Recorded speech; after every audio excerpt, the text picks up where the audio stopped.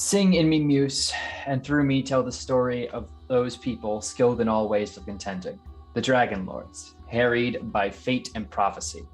Sing of the cities they saw, of the minds they learned of distant peoples, and weathering many bitter nights and days deep in their hearts, while they fought to save their homes and the lives of all Thyleans.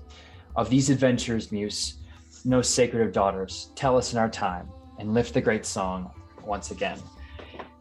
Hello, everybody, and welcome back to episode 13 of Oathsworn, an Odyssey of the Dragonlords campaign here on TPK Roleplay. I am Turk, or Turkey Scented, your DM for the evening, but merely one of your wonderful storytellers for around this proverbial fire. With me, I will let them introduce themselves, rather, as I am clearly having some trouble with my introductions today. So, if you would please, starting with Comrade, let the people who you know, what path you walk, and who you'll be playing tonight. Please begin. Yes, I am Comrade Crash. My character's name is Leo Dracos, the Human Paladin. Oath of the Dragon Lord walks the path of the Vanished One. And up next is Sir Hecla. Hey everybody, it's me, Sir Hecla. Tonight I am playing Calliope, the Siren College of Epic Poetry bard, who is the path of the Dragon Slayer. That's still such a mouthful. Moving on over to HP. Hello, I am the Last Hit Point Hero, and tonight I will be playing Thrynos, the Siren Sorcerer, walking the path of the Demi Titan. Over to Tone. Hello, I'm Tony. I'm playing Eliana Legis, the High Elf Cleric Prophetic Cleric specifically, who walked the path of the Gifted One. And now we take it way to above. Out. Hello, folks. I'm Aldabitha, and I'm playing Ponos, the Satyr Odysseum Rogue, and I am walking the path of the Cursed One. I will hand on up to Chrissy. Hey guys, I am playing Defera Adamos. She is our Medusa Warlock, walking the path of the Haunted One? Yes, okay, got it right. All right. I was like, why is there a question mark on that? Okay, which brings it back to me. Hello, everybody, and you already know about me. I did my intro at the beginning, so I'm not going to say that. I walk the path of the Beleaguered DM. So, why don't we begin by a quick recap? Would anyone like to jump in here, or shall I take it away? We went into the forest. It Somebody rained a lot. almost got killed by a tree. We won't say any names so they don't get embarrassed. It almost definitely would have killed me if it hit me. And then they got a big hug out of it. They got a big hug out of it. It was very snug. It was. Well, we We didn't slept nuts to butts underneath a tree. It's new merch. Heck, could you send that merch link? Wait, Yeah, hold I'm on, gonna what get was it? Was it swag? Yeah, it's swag. There you go. There it is. There we go. Now it's still under the approval process, but expect that line of merch soon. we got an artist under wraps. Don't worry, it's good. It's on lock. And okay, listen, we're not going to forget the fact that we talked to, I think, the slimiest fae that I think we ever could. God, the worst That fucking was- person. Yeah. Yes. And then we got an evil message with a bunch of dead bodies and a poor donkey. Yes, also important. It wasn't the hippies. But it looked like the hippies. No, it looked like them. It was a message. was. Well, Yeah. after surviving that and a brief encounter with some goatlings, we rejoin our heroes as they enter a new clearing in the woods, accompanied by Corinna, a young teenage girl who you recently freed and has insisted that she accompany you all into the temple to help save her friends, You know, she is the daughter of, what's his name? Theracles, one of the Phobos, an ancient order of the Dragonlords, and he has promised you a reward for her safe return. Though you imagine the safe return of other teenagers who have been brought here might also be rewarded in one way or another, at the very least with praise and adulation, something all heroes naturally quest after. But as we begin here, this clearing is dominated by 7 large standing stones, each about twice the height of a man. The canopy is less thick here, allowing dappled light to pass through its rustling branches. Small creatures occasionally dart through the carpet of leaves blanketing the ground. Each of the standing stones is covered in splotches of fuzzy green moss. They are arranged in a half circle, and they are cold to the touch. And you immediately get the sense that they've been here for a very long time. So what's up with the dead fucking squirrel? Dead. That thing is such a that is roadkill squirrel on that stone, and I have questioned that since I opened this page today. What is going on with the dead squirrel? It's purely decoration. Get closer. Who decorates with dead squirrels? This isn't the South.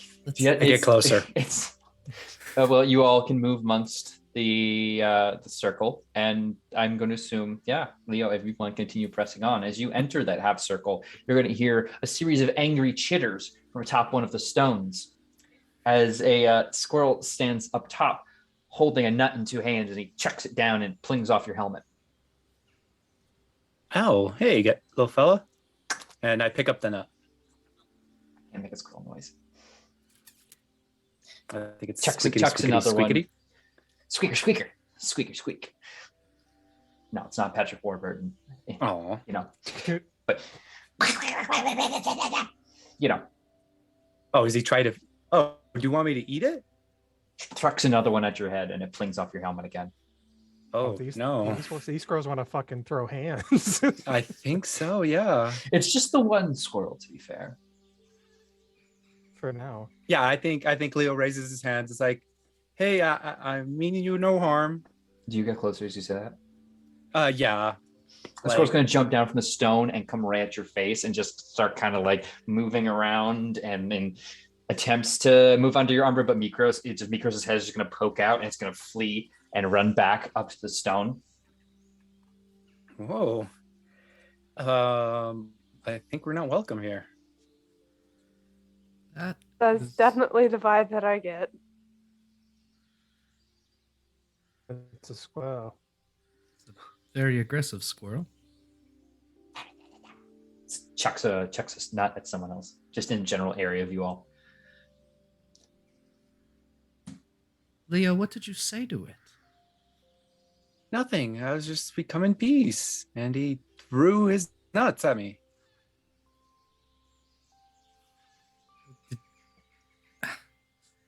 What do we do with an angry squirrel? Leave it be. It's just a squirrel. Yeah, exactly. I don't want to cause it any harm. The path continues on in 2 directions, seemingly through the woods. The one to your south is a bit more well-traveled. Well, I say we take the path less traveled. Might make Hold all on. the difference. Okay, there. Looking over to our friend that we made. Karina? Because I couldn't remember her name. Karina. Karina, yeah, she points to the south. This is the faster way to the temple entrance. Do you know anything about angry squirrels? I don't know. I was running, and I kind of came here in a bit of a haze in a group, so he might not have attacked us. As you know, another nut comes plinking down onto Ponos's bear cap. It doesn't like hurt, but it's annoying. Kira, you speak squirrel, don't you? Well, that's a gross oversimplification of my abilities, but I could try and converse. I don't know if it's too friendly. Well, I only know conversational squirrel, and I don't think it'll get us very far. You know, this is what I do. Okay. She moves over and squeaker, squeaker, squeak. Squeak, squeakum, squeak is squeakette. Squeak, squeakette, squeak it. Squeaketaboos, squeakinamoos, squeakabat. The squirrel angrily chitters and throws a nut down her head and just, I have no idea. He's talking gibberish. I think this squirrel's never gone to squirrel school. Well, temple to the south then. Yes, we better hurry. Okay. As you go down, the squirrel will be moving amongst the stones and jumping around them, and will be following you, pestering you occasionally with nuts. But I'll have to go down eventually and retrieve some and throw it in its mouth. Getting these nuts? It goes down after about like 10 and goes and just chucks a bunch into its cheeks and then scurries back to a tree. It's just going to keep throwing its food stalls at us all day. Apparently. Seems that way. But Kira had a conjugation wrong in there. I don't think I had a conjugation wrong. I really do think this squirrel might just be insane. Right. Onward then. I could have sworn he was speaking Dwarvish, you know, like a mumbled Dwarvish, like you might use to sneak into an elevator or something. Isn't mumbled dwarvish just gnomish? No, I think that's halfling. Before this conversation goes anywhere closer to problematic,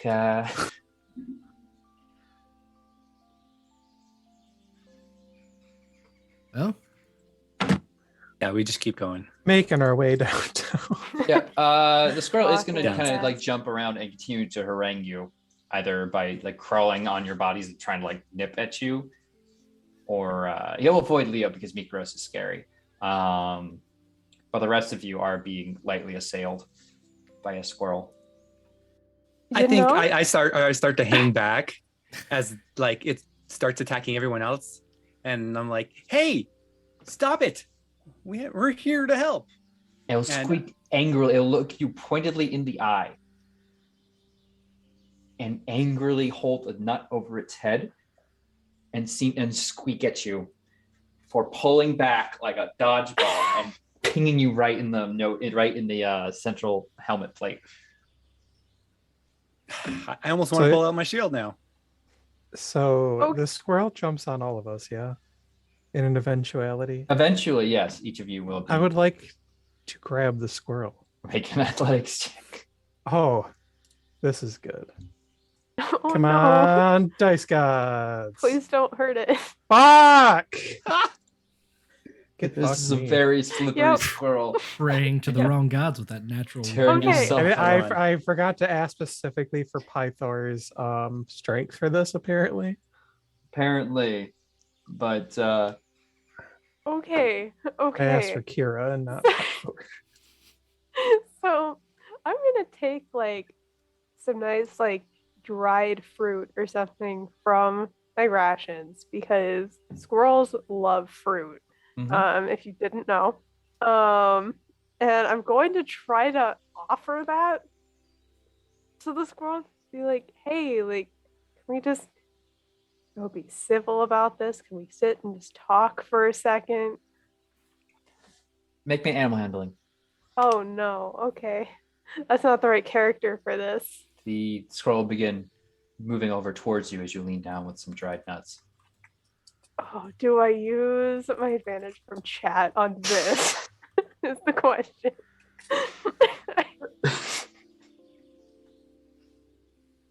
You know what? I'm gonna do it. I don't. All care. right, I'm we're gonna do doing it. I believe. Wait, where'd it go? Hello? Hello. Well, it didn't connect to. There it went. I like, see. 12.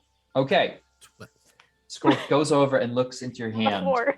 with a number of nuts, and kind of picks. It seems to be like picking through them, smelling them, and tapping them a little bit, until he finds this really It's like a spiced walnut kind of thing. Like a candied, really nice and hard into the oven, and seems like gnaws on it a little bit and nods, and then pulls back and chucks it in your face. Yep. I was waiting for it. And between squeaking at you and then running up your hand and like tizzying your hair, and then using like your assumedly attempts to pull its hair out as a chance to jump into a nearby branch. Well, that's right. how that went. Yep. Let's just go. We cannot reason with the squirrel right now. About to get murdered is what's gonna happen. Anyway, heading on, Eliana. The clearing grows wider as you continue eastward, or I guess technically this is east, but south on the map. Ruined architecture seems to suddenly loom over you. As I reveal more of this map so you can see said ruined architecture.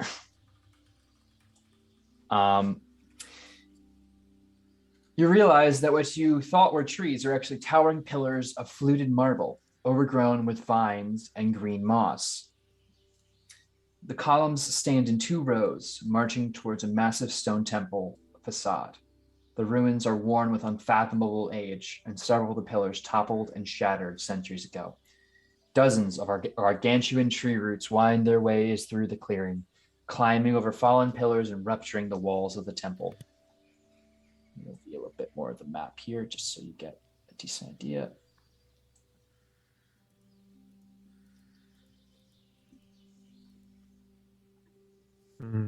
It's quite a bit of tree foliage for a place called the Mossy Temple.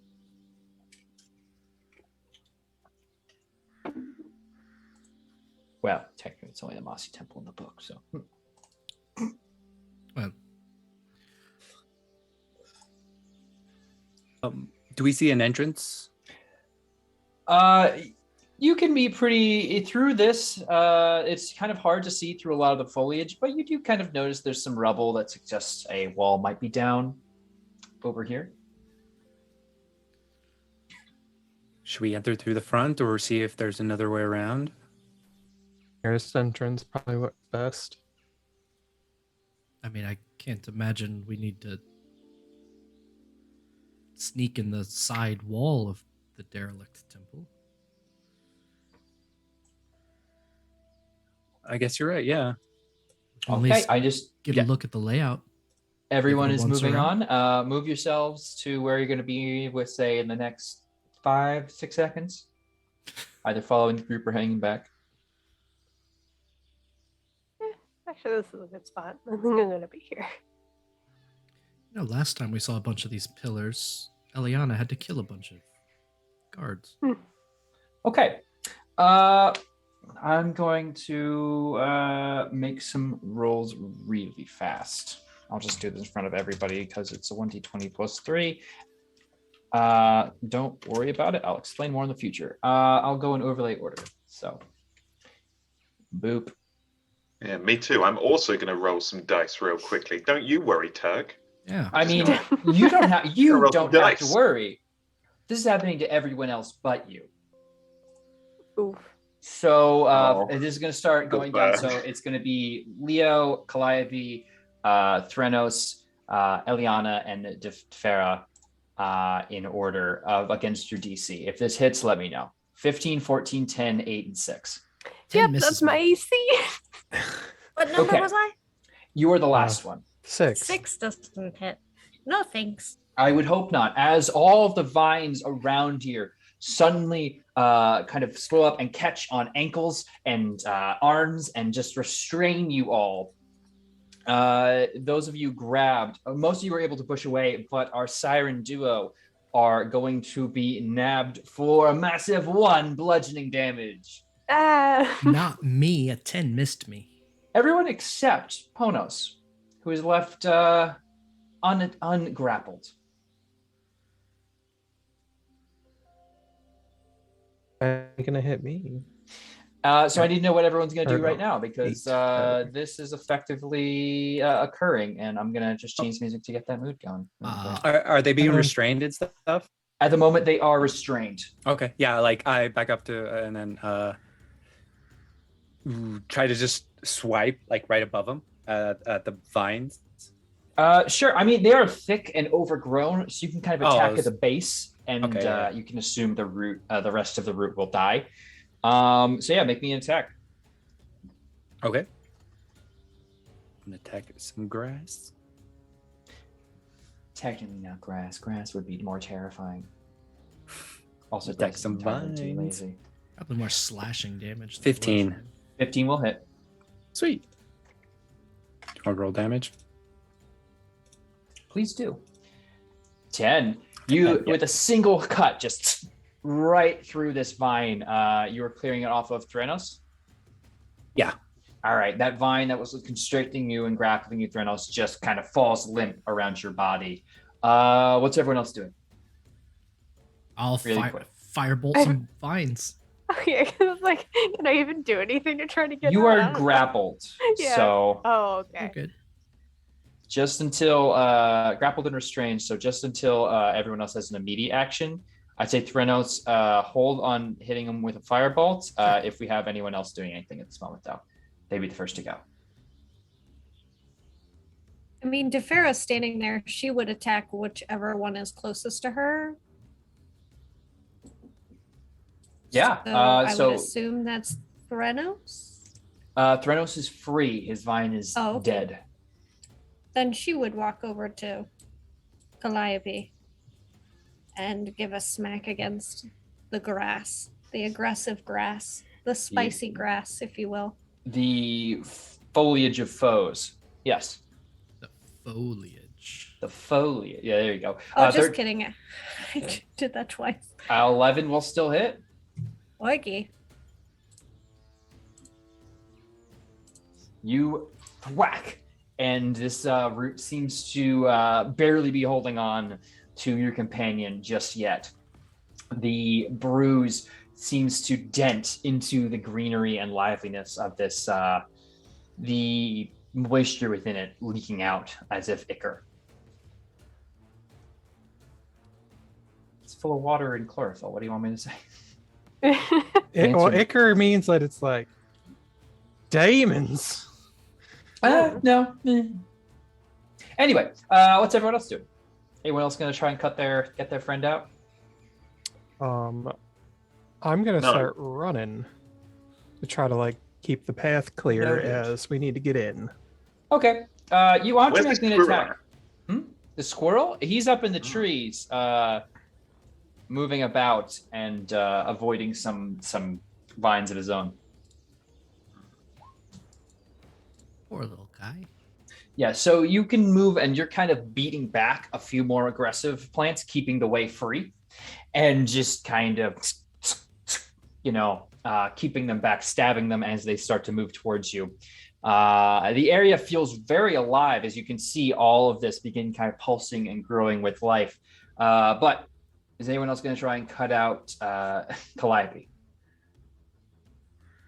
I will when you let me cast a spell.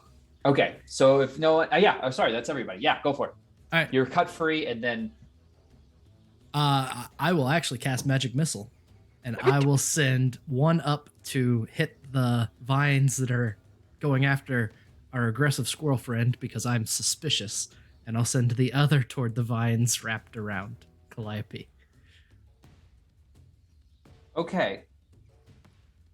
Yeah, roll damage. Okay. Because Magic Missile never miss. That's right. Against a squirrel. Not the squirrel, Not the the vines. Oh, the vines on the squirrel. I'm not Sorry. Save him. Sorry. Two. Okay, so that's against the vines on... The vines Calliope? attacking the squirrel. Against the squirrel? Okay, you'll beat back enough, the squirrel can begin to retreat. Okay, and the other three are the ones on Calliope. So that is 4, 4, and 3. Easily blast away. Some feathers go in and dig in and blast with magical energy, decorporealizing the vines that have been holding you there. Leafy smells fill the air, and you're all offered a brief moment of respite as Eliana has cleared the way for you from other aggressive fauna or flora, I guess. In quickly. Or- Yep. Let's go, everyone. As I follow behind. Didn't realize Elena. it was that kind of party. Follow machete. Okay, allow me to change the vibe once again.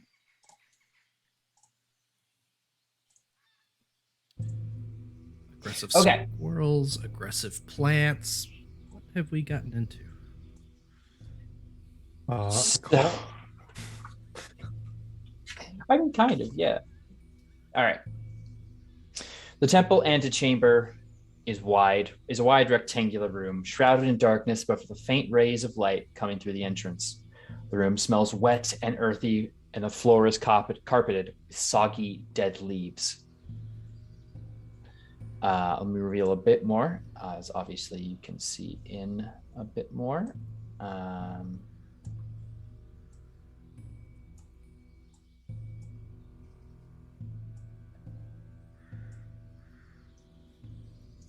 For the moment, you appear unmolested.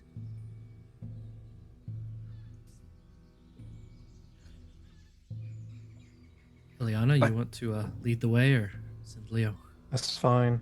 And I'll just kind of step in and do the plants seem to be aggressive in here? No, there's just the smell of mushy leaves underneath your feet and stone, old stone. Then I'll just kind of like turn around, motion everybody in, and see like, Ponos is not here with us. Ponos, what are you doing right now? So, through a lot of that, Bonus is mostly watching our four-legged, bushy-tailed friend skirt around in the treetops, dodging vines and missiles made of who only knows what kind of magic jets them. But he's gonna kind of take a moment and feel the softness and kind of calm of the forest and this kind of ancient building that's been there for an unthinkable amount of time. To see the state that it's in, these ruins, the way that nature has grown up around it and sort of reconquered it, this plucky squirrel chap who is clearly trying to get some kind of message across, despite the fact that he's pretty terrible at it. And Panis is going to pull from the sort of quiver on his back the violin that he keeps there and drag the bow across it.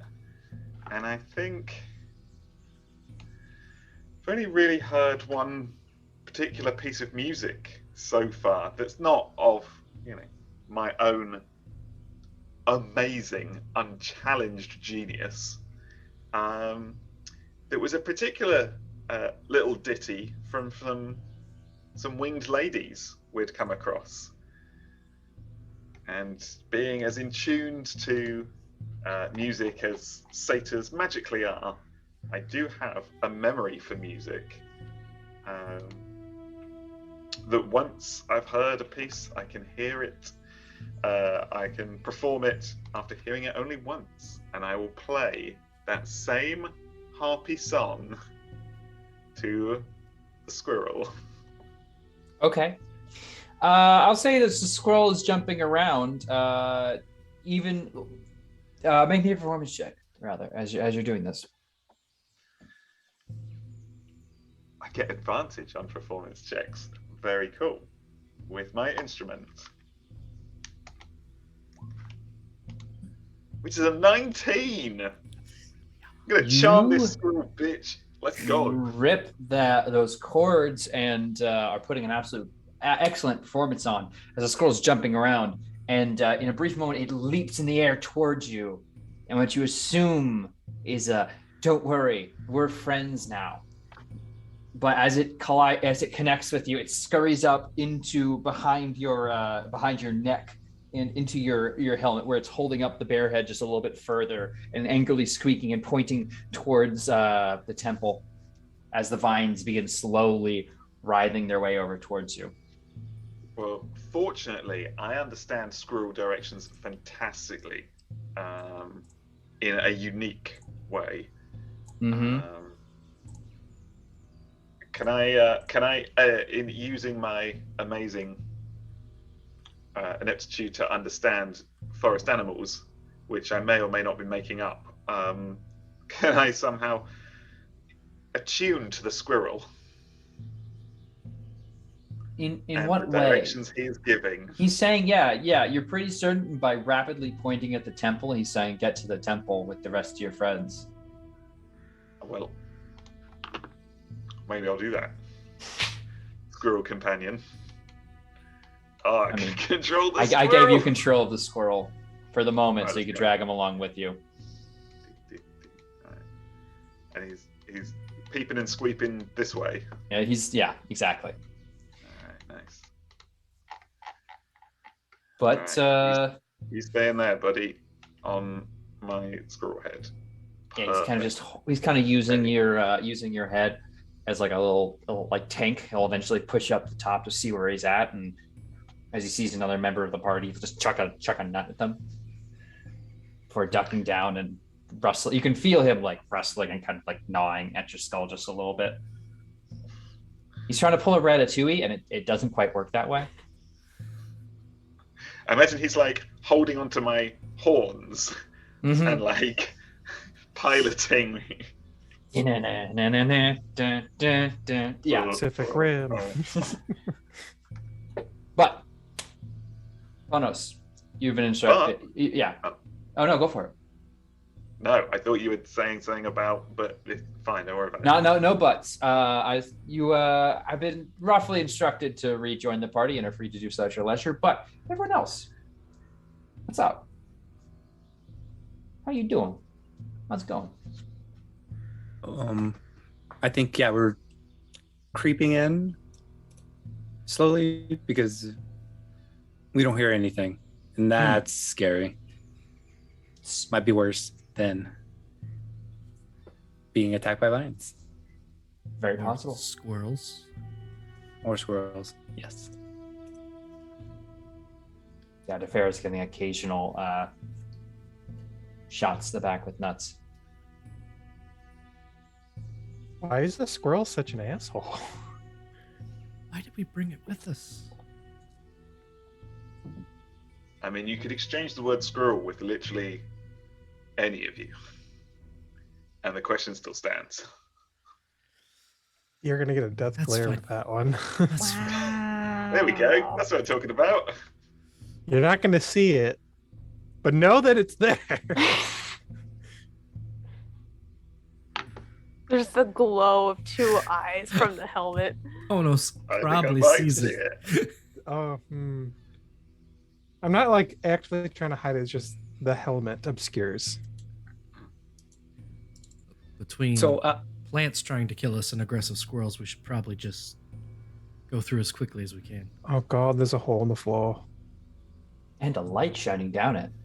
What? This can't be a light puzzle, can it? Because if it is, I'm No. gonna go in that corner over there. I'm gonna fucking cry That's because I fucking hate light puzzles. They're the worst. what? They're great. You just Maybe- aim it at the other. I When am there's- just going to, Anyway, do you want to enter that room? unfortunately, yes, because we need to. We have a mission to speed run this bitch, That wasn't and exactly. we have spent so what long we talking agreed on. to squirrels. So, the chamber is dominated by a beautiful marble statue of the Titan, Sidon. The Lord of Storms sits upon his throne, hunching slightly so that his massive form seems too large for the room. The ceiling is domed with an oculus that allows through a broad ray of light. Sidon holds a large mirror, which catches the light and directs it through a small shaft that opens below his feet. Important note for those of you who know what Sidon looks like, this is a much younger, more pleasant looking Sidon. Still the third eye there, but his long hair and kind of willowy, wispy, cloud-like appearance seems more Lord of Storms and a Zeus kind of figure.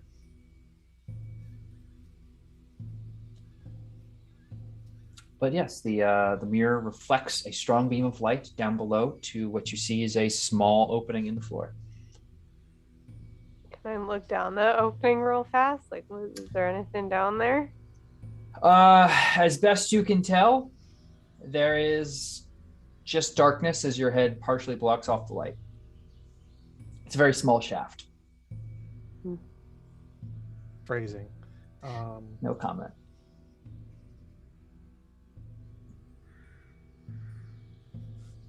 Can we ask Karina? You said your friends were here, right? Yes, below. I okay. think mostly. It's kind of a blur heading out of there. There was a big stump and mushrooms and wine and I don't know. I just remember heading towards the stairs and pushing away branches of the goatlings, and I don't know. It's hard to remember everything, but they're not going to be up here. I would think we would hear them. I will cast Dancing Lights and send some light down there. Sure. With your head in the way. I mean, Do you want to be I looking guess down so, as probably, the light? yeah. Yeah. You will see it's a fairly, no, not fairly long, but like this shaft leads to what appears to be a secondary mirror and further an opposite way for the light to go down. So it's kind of like a light goes down this way, it reflects and comes out this way. The second mirror down there. We have to make this reflect to the other one. Do we? I mean, isn't that... It might just be illuminating it. Did you see a door or anything? Is there a way to get down there? It's a very small shaft. It would be a very tiny creature, or small even. I'll look to the squirrel. The squirrel is busy just pelting the statue's head with nuts. Just okay, we are friends now. I I agree. I'll look to it. I completely agree with that. I think we're on the same side. Stops, pelts you in the head, and then goes back to Never mind. It just hates everyone. You know what? Just keep taking its ammunition. It's gonna run out eventually. At that point, I'm picking up little stones and rocks off the floor and like. No, you better fucking not. It's just continuing to hurl it. Some of them, it kind of like looks down and just kind of spikes it and just. Oh my god. And then I'm like trying to point it and be like, the one, that one, the lady elf, that one. Are you saying that? It's like moving around, like that one over there. Get that one. You'll like honestly, Elion, if you're looking at him in confused, you'll see that the squirrel kind of just like almost seem to shrug and just pelt you. Are you? While they're doing that, I'm gonna go check the other rooms, see if there's anything else in this temple before Eliana kills a squirrel. I am debating if I want to impale it on a spear to send a message to all other squirrels here, or Sacred Flame. Oh my god. Yes, brother. I am weighing my options. Crew. Okay. You enter into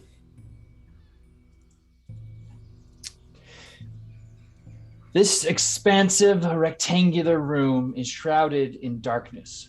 You hear the echoing sounds of droplets falling into a vast pool of deep, stagnant water. Black vines and massive tree roots climb down the walls and wind across the room. As you walk forward, the stone floor gradually begins to descend into water. As the sound of birds fades away, and you find yourselves in the temple complex. I'm going to flick that acorn I picked up into the water. And watch as this briny, gross water just plops and goes down. Oh, that's not supposed to happen. Acorns float in water. Especially if it's briny, it'd be even. Well, it's It's hard to say briny, but it's dark, deep, and stagnant and gross. And I'm going maybe to your DM see. isn't aware of the buoyancy of. This is much like the poo room of the Troglodyte King, so I think this is try to get away from it if we can, but I don't think there's another option. It is possible to walk around it on the sides, though you will have to kind of scoot around some pillars. Thank Mitros. Do we still talk about the Poo Lagoon? Because some stuff happened there, and I don't know if We we don't want to talk remember. about it. Yeah, It's we one of don't the- talk it's- about it. It's We one of don't the rules. talk about the Poo Lagoon. What happens in the Troglodyte Cave stays in the Troglodyte Cave. Well, except for his Poo Lagoon crown, in which case That, he didn't have an yeah. option. No Some option. people were born to rule the Poo Lagoon. Okay. Around the edges, avoiding nasty water. Checking out the rest of this floor. Mm-hmm. Gods. Okay. The DM hasn't yelled What's- stop, what- so I'm gonna keep moving. Yeah, so hold a moment. Hold a moment. I just want to note I want to note two things. One, before we go back to the others. Farah. This room in particular is built in a very similar style to the public baths in the grand city of Mitros. You being a citizen there would know that. Though you also note that the water that should be flowing down from what you can easily tell from the design of the pipes has completely stopped. So this has been sitting here for a long time. And yeah, your vibes of I should not go in there are pinging pretty hard. I need to ask everyone in the Chamber of Sidon, what's the plan? What's going on? How you doing? What's your favorite color? Blue, but besides the point. Good pick. So this hole is just way too small for anyone to make it in, right? Unless you are a small creature. A small creature. All right. That presumably should be able to fly. And Mikros. Exactly. But he's not gonna because he's a stubborn little bastard, man. He's a stubborn little bastard. I don't Well, no, know I what can you're ask him. talking about. Yeah. Do you like the dark? Weird, strange question you ask me after not speaking for several days.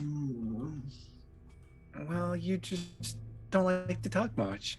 No, I love to chat. It just feels so unfortunate the other members of your group can't understand me. Well, no one can understand the squirrel. So I think Well, it's because the squirrel's insane. well, people think I'm insane for talking to you. No, but you're not, because I can very easily communicate you via complex telepathic means. They should understand that if they were really going to be Dragonlords. They're doing a terrible job of being egg holders. True, but we'll teach him how to hold some eggs. But I have a job for you. And I kind of grab him by the waist. What? Oh, okay. This. Yeah, no. It's just Squirms a you little know- bit. Just eventually, kind of just like realizing it's not getting out of your grip. We're just gonna. everyone has to pull their weight, and I see we need a scout. I am an egg-carrying machine. A force unlike any other in the means of ovulational care. Wait, you're ovulating? No, certainly not. Oh, sorry. Okay. Fine. You're gonna be that way, and I put him back in, in my pouch. It's like, all right, he's not gonna help. Any other ideas, Katáfytos? So was that I mean- conversation telepathic? Or It's were you just saying the saying bond sentences out between loud? the bond. Well, I don't know. I can't speak I for feel Leo. like half of the conversation. No, is out I loud. think feel like Leo is Leo verbally saying it always out says it. loud. Yeah, I But like the idea that Mikros- Mikros is silent, but you are exactly. You So we hear have series. half of it. Mikros basically makes like cat noises for you all, being a pseudo dragon, but telepathically, because of their bond, he can understand. Yeah. Exactly. So we know what Leo is saying. We don't know what Mikros is saying, basically. We're just staring in horror at this conversation. Well, no, I don't think you're necessarily crazy or anything for talking to your dragon friend. Necessarily? What? That's neither here nor there. We can talk about that later. But if your friend isn't going to be willing to go down there, I mean, I'm not sure what else we can really do other than maybe convincing that squirrel, but he seems stubborn. Yep. Just don't acknowledge him. Don't acknowledge him. Don't stubborn acknowledge him. and Just look unwilling away. to do so. You think that convincing this squirrel, who is currently, and I imagine I just need to indicate the fact that he's, gnawing exactly. at your horns a little bit. You think he's going to be easier to convince than the cat Not at dragon? all. Not at all. And that's why I'm not sure we're going to be able to send anything down there. All right. Where did everyone else go? They went this way, and then it was kind of. I think they were busy putting one load into plumber. How does the fear look? Like when Turk was describing it to you, how would you look?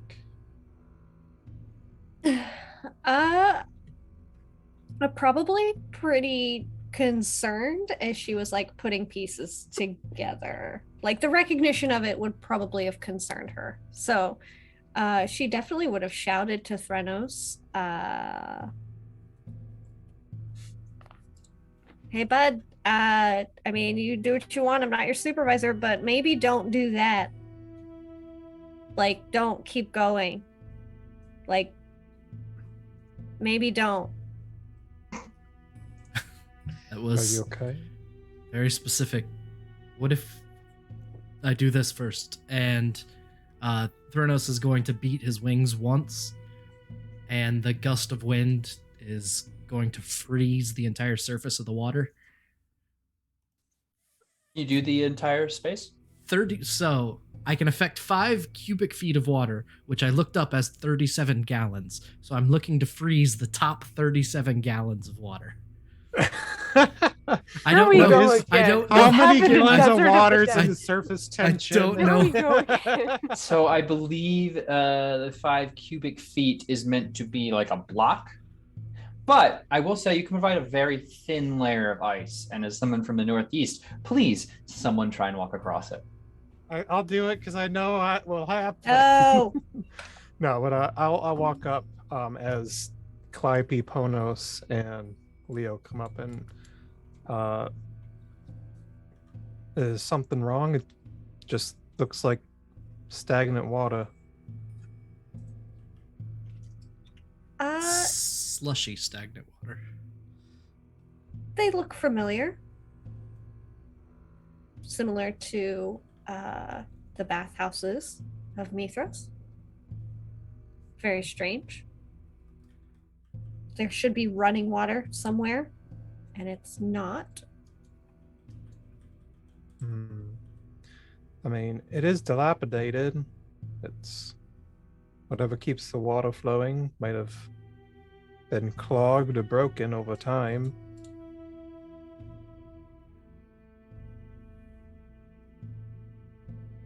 Yes, maybe. Or maybe the squirrel keeps trying to tell us something. Ping. Definitely That use squirrel's about better, to meet an communica- end. Definitely use better communication skills.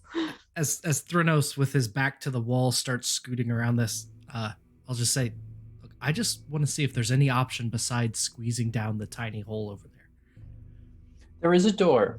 You can see. Sorry, for some reason, Roll20 likes to say, "Oh, you're using the reveal tool. Why don't you use the hide tool instead?" Anyway, there is a door on the opposite side of this room.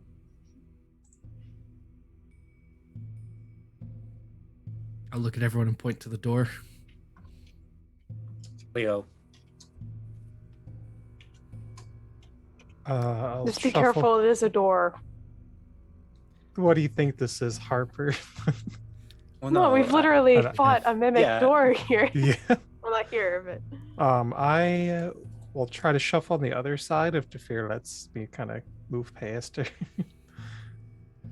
The vines give you a sickly reminder of something you recently just fought off, but sticking away from the water sticking away from the lightly frozen layer of water seems to allow you a reprieve.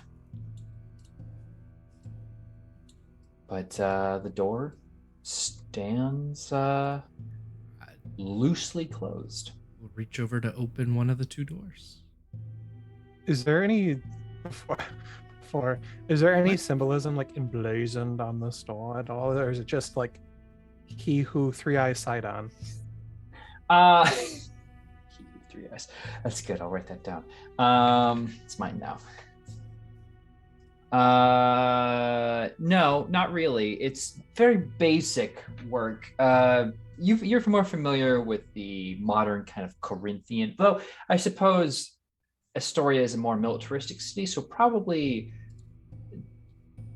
Ionic pillars. This is a very Doric, very basic, straight up and down kind of thing. So the walls aren't as decorated as you might initially want. Though I will say, Leo and Calliope and Defera, since you guys are on the opposite end, you are gonna. Oh, also, I guess Ponos as well, if you're continuing to join around. In this area over here, you're gonna catch a slight glint of something. But no official symbolism or warnings written on the wall, just kind of a lightly overgrown, but seemingly this door has been recently or mostly used. Also, dork's an official term. Don't you try and roast me in chat.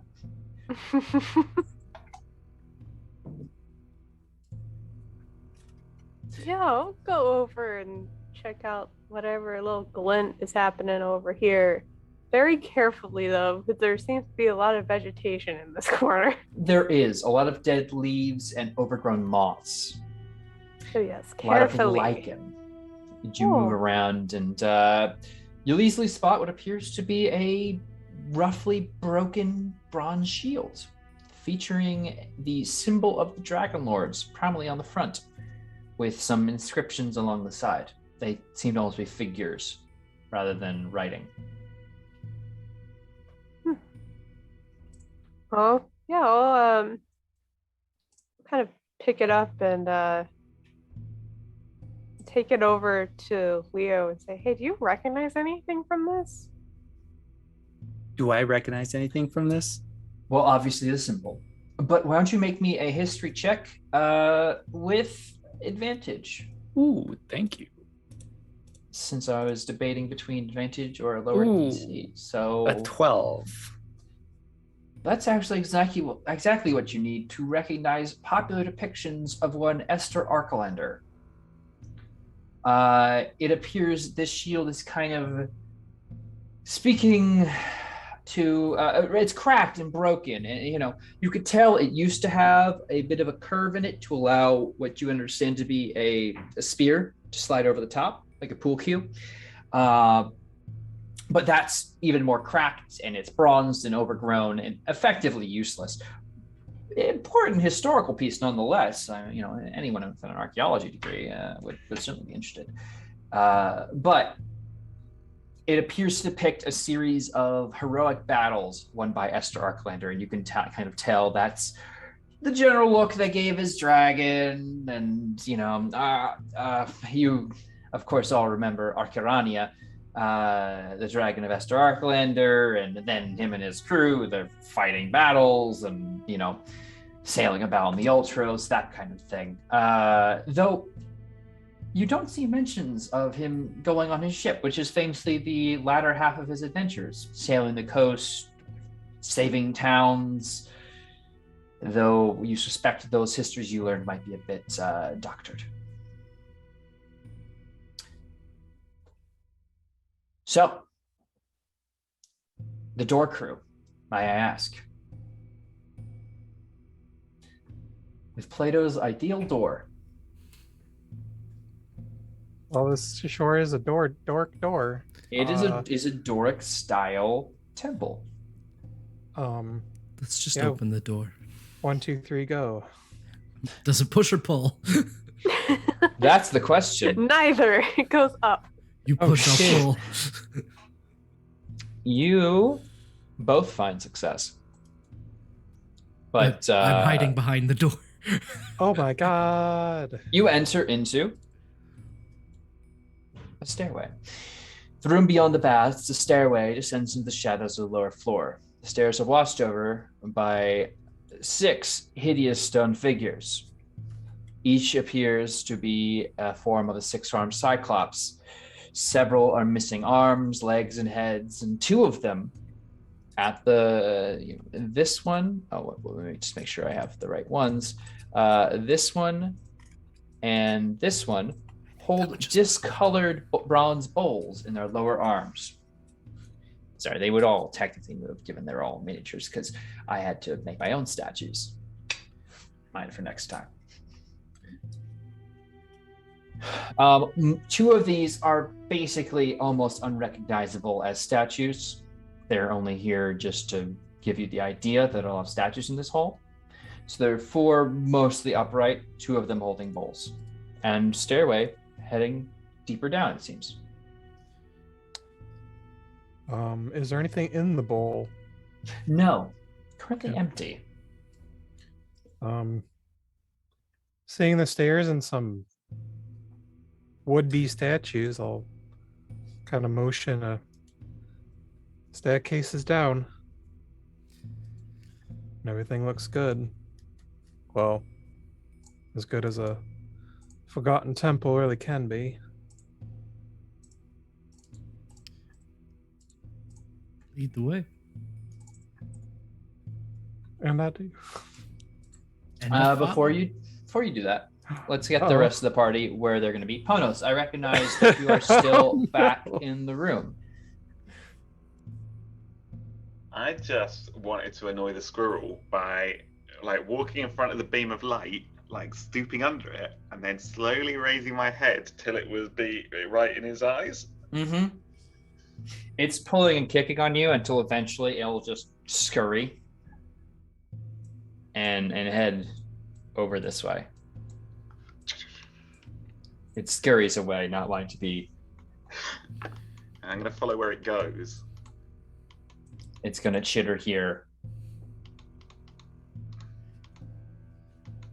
But right up Leo's leg. yeah, no, why not? It'll grab onto Leo. As he walks into the water. Because we found the way down. All right, let's go. Gosh dang it. Oh, this is gonna get fun. You immediately gain like Farrah seven. is immediately new going to diseases. scream at him. So Yes. it is an icy layer, so pushing it down, you will kind of have to crunch it easily enough through. But, you're going to have to get it just seems to go deep, about, abdominal. Ooh, okay.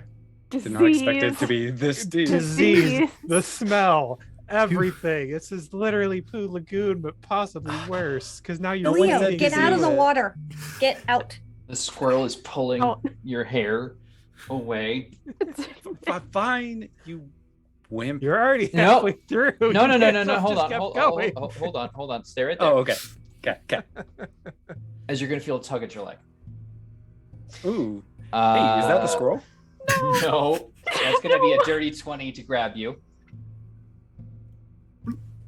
As Do I you go under? see one vine kind of grips your foot and the other grabs. You see everyone else can see this now as you're about to head down, turning for the rest of you to follow. You're gonna watch another vine course over your shoulder and pull you under the water. As I'm going to change the music really quick, and I'm going to need everybody to get me some initiative on the boards really fast. Damn it. Question for dramatic effect. Yes, of course. If I roll sufficiently high in initiative, will you let me quickly do a 5 block of frozen water so he can't get pulled down into it? Sufficiently high, sure, why not? Okay.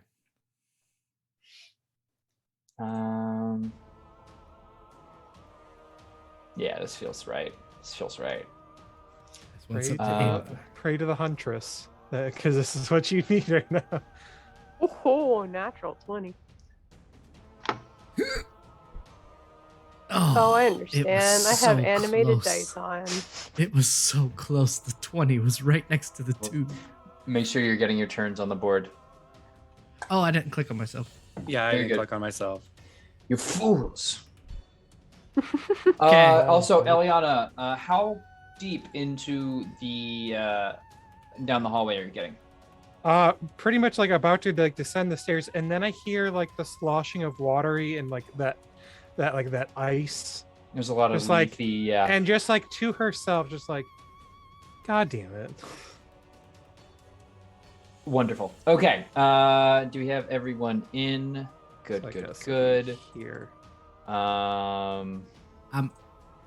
My first roll was only a 4, but my second was a natural 20. Yeah. Unfortunate that happened on the second one, isn't it? It is. Plus, I checked shape water. I can't freeze something with something in it. Ah, there you go. Okay. I think that's going to be about everyone for the moment. So, Calliope, you're up first. Leo is in the process of being dragged down into the water as you're able to act. Yeah. Oh boy. I don't have a whole lot of range things that I think are gonna help.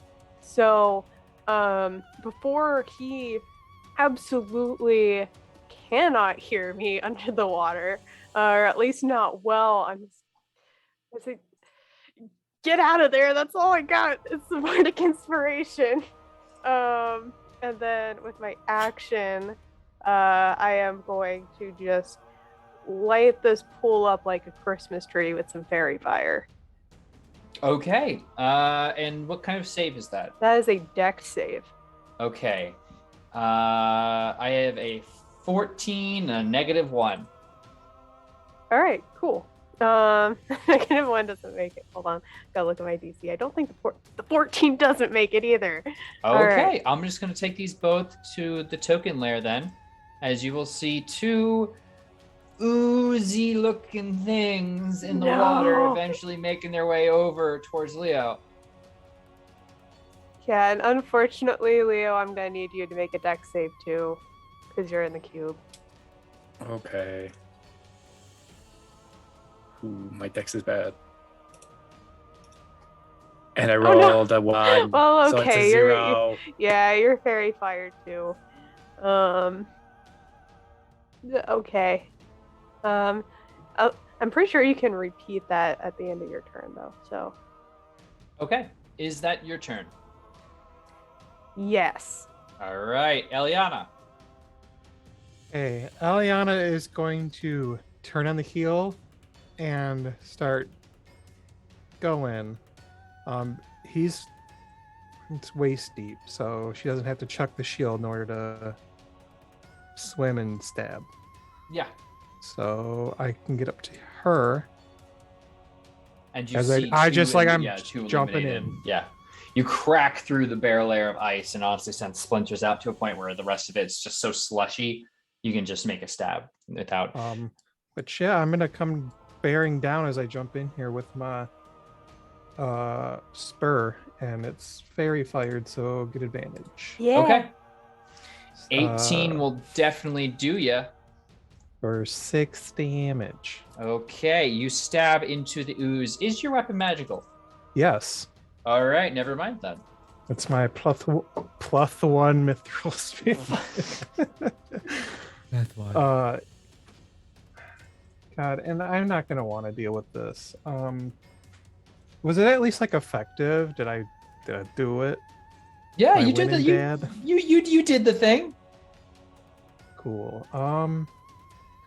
It sunk in and seems to have stabbed this thing.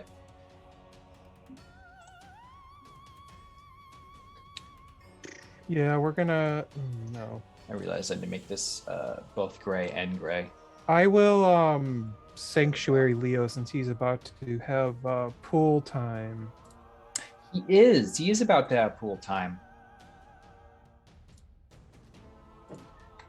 And that's my turn. Okay, Bonos, you're up.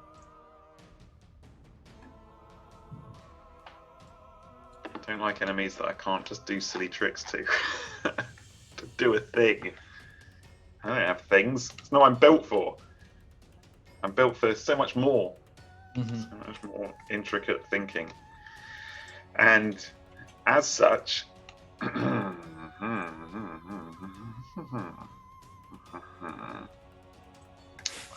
am I going to do this? I think what I would like to do is seeing kind of the consistency of these big, oozy, blobby, slimy, squelchy boys, and then the oozes that are in there as well. I'm going to kind of try and assess how they're moving, how they're kind of sensing things, whether they can actually see or whether it's just the disturbance in the water that is attracting them. So I think I'm going to brush past Defera and kind of come around to this side of the pool and start using the butt of my spear that I'm carrying to like push down on the ice and kind of create waves and ripples going across the whole pool to see if I can disorientate them, if that's how they're using to navigate. So I want to use my clever as the god's feet ability, fella lad thing. Make me a cunning plan. Aha, that was my cunning plan. All right, make me a deception check. Bam. Yep. 18. You have Man, successfully all the rolls today. disorientated two oozes. Or rather, the ooze. So this one closest to you will be, everyone can have advantage against it until the beginning of your next turn. You're welcome. And that's me.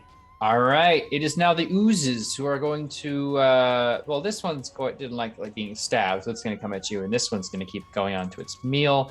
So pseudopods, that's going to be an 8 against Eliana and a 15 against Leo.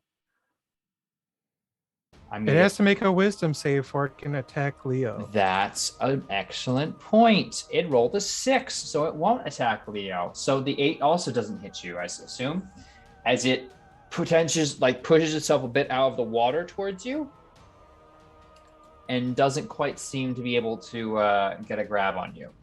Though you will notice that it is being joined by several vines that are coming towards you.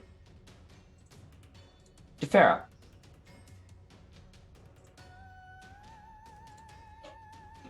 I'm muted. Just kidding. She's going to heavily sigh in her mind, probably not out loud. And she will Eldritch Blast this guy. Which one? The one next? Sorry, I mixed the ping. Ping me again. The advantage one? All right, all right, cool. Hit me with that Eldritch Blast. You add advantage because everything's in fairy fire. 14 to hit. We'll hit. Roll again, just see if you get a 20. Okay. Oh. Okay, 14 will still hit. Roll me that beautiful, beautiful bean footage of damage.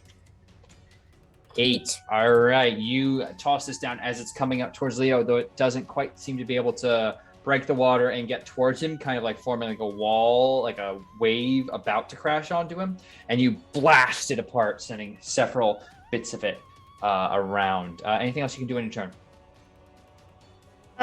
Question. Do you do... No, never mind. That's all. Do I do I was what? going to say, can I use my movement, but I wouldn't be moving, so never mind. I was going to say, can I use my movement to, like, toss a rope, but it wouldn't be me moving. Bonus action. I'd sure toss a rope towards him. I think that's cool shit. Yeah, I'm going to try to toss a rope. That's, like, not a thing that You throw the rope in towards Leo. Easily done. And I will mention to him, grab the rope so you don't drown. Is really kind of the vibe, the message you're getting. Obviously not in that voice, but in a Defera-like voice. As you're under the water and you're strained and grappled, what would you like to do? I would like to get unrestrained. Okay, make me an athletics or acrobatics check.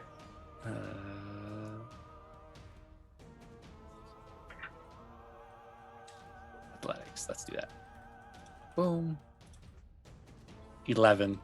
Barely, as you push off this and can stand back up to your full height in one move.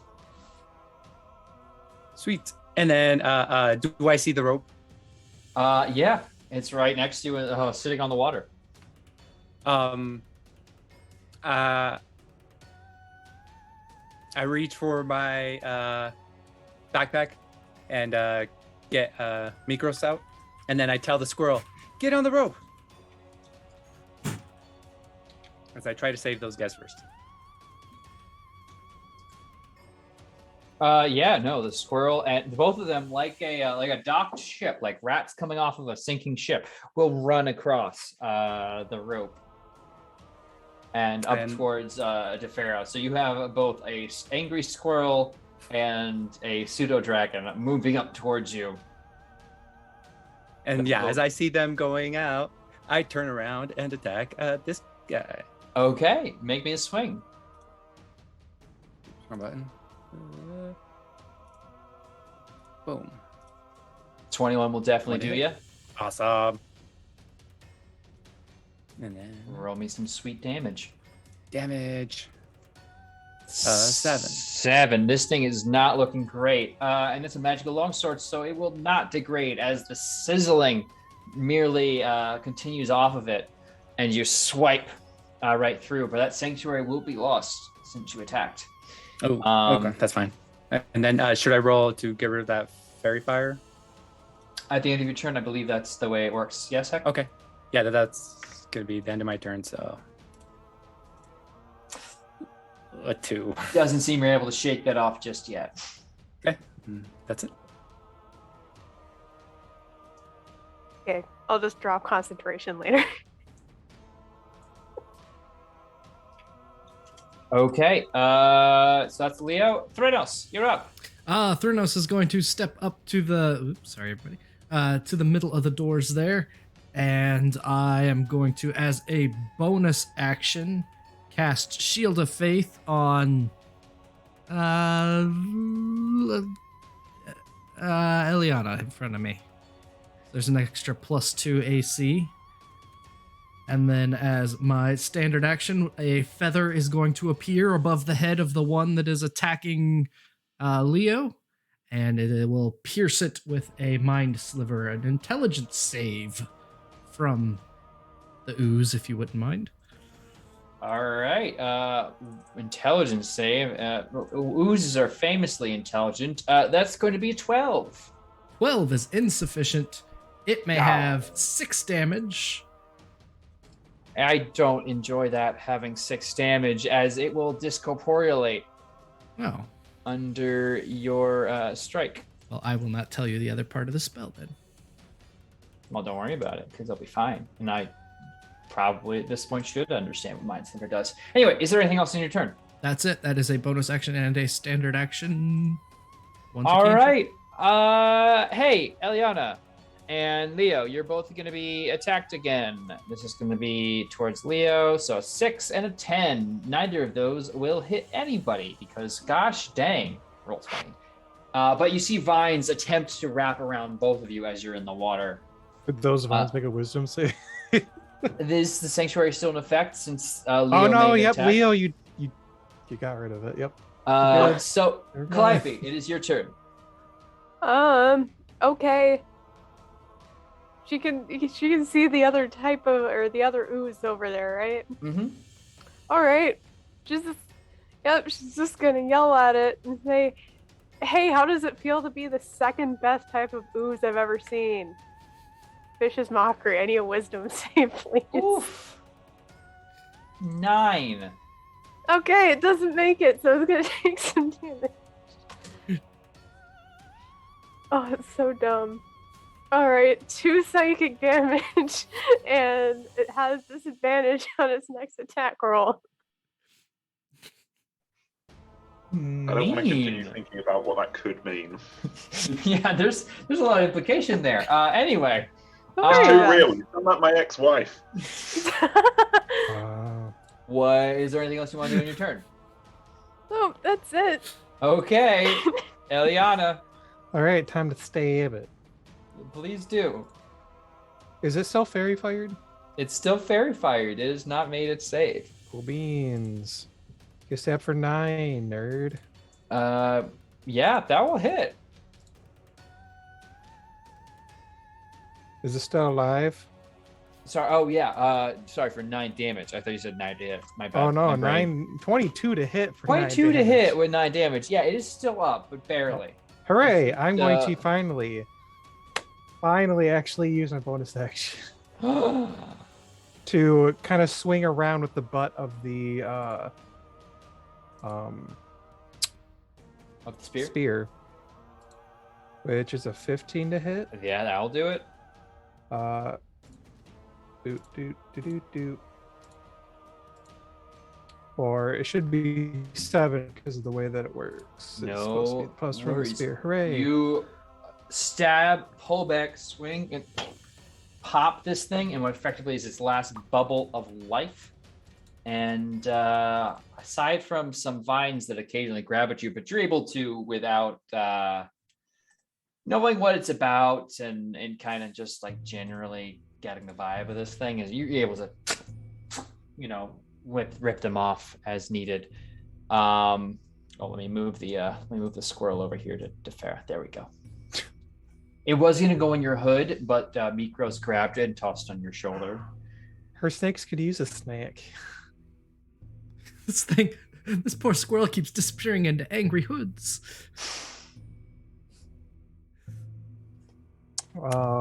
I take. I'm Go just ahead. chastise Leo. Get out of the water.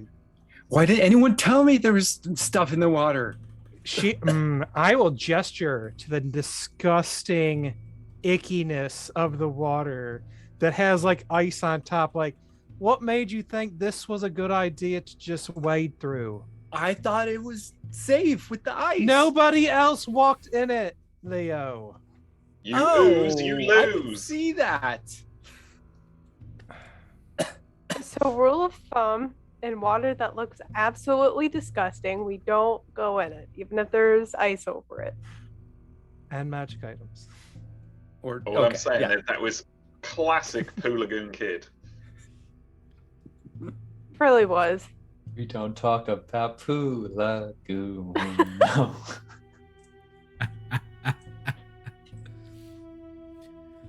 Eliana, you smell terrible. Lead the way.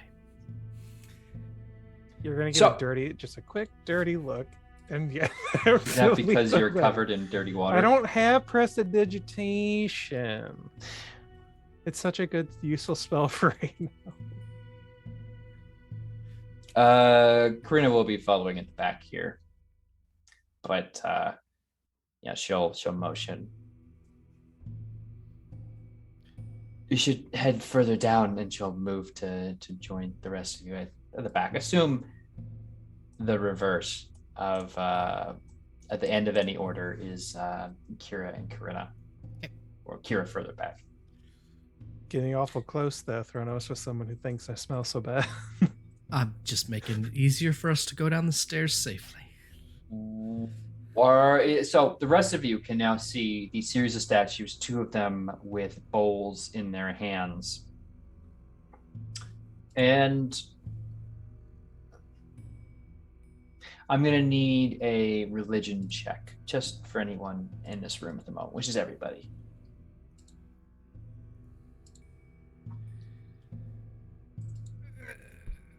So you got 2, a 16, a 6. 15 for... Didn't mine not go through? No, I do not see a Leo. Oh, there it is, 10. Oh. All right, continue on.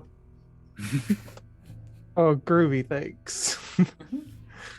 Well, we can't continue on. You have to take us to the next map. Do I? Well, this is a dead end. Good job, everybody. We did. Nope. We cleared Eliana. the temple. High five. Yeah. Push we- Eliana credits. down the stairs. Eliana, you take a few Level steps 5. down the stairs before you hear a sudden... As the stone statues with bowls in their hands drop them. And, oh, hey, wait, what was that music I just had going? This one? Yeah. On some Back in temples, it. if you offer a sacrifice Yep. before going in. As these statues of what appear to be Gigans animate in a gargoyle-like fashion. Mm-hmm. Wait a second, this isn't Manhattan. So everyone make sure you click on your token when you get those initiatives in. Kudos Woo! to Turk for having the best captions on every handout ever. Seriously, I agree. We Yes. were betrayed My favorite many thing. years ago.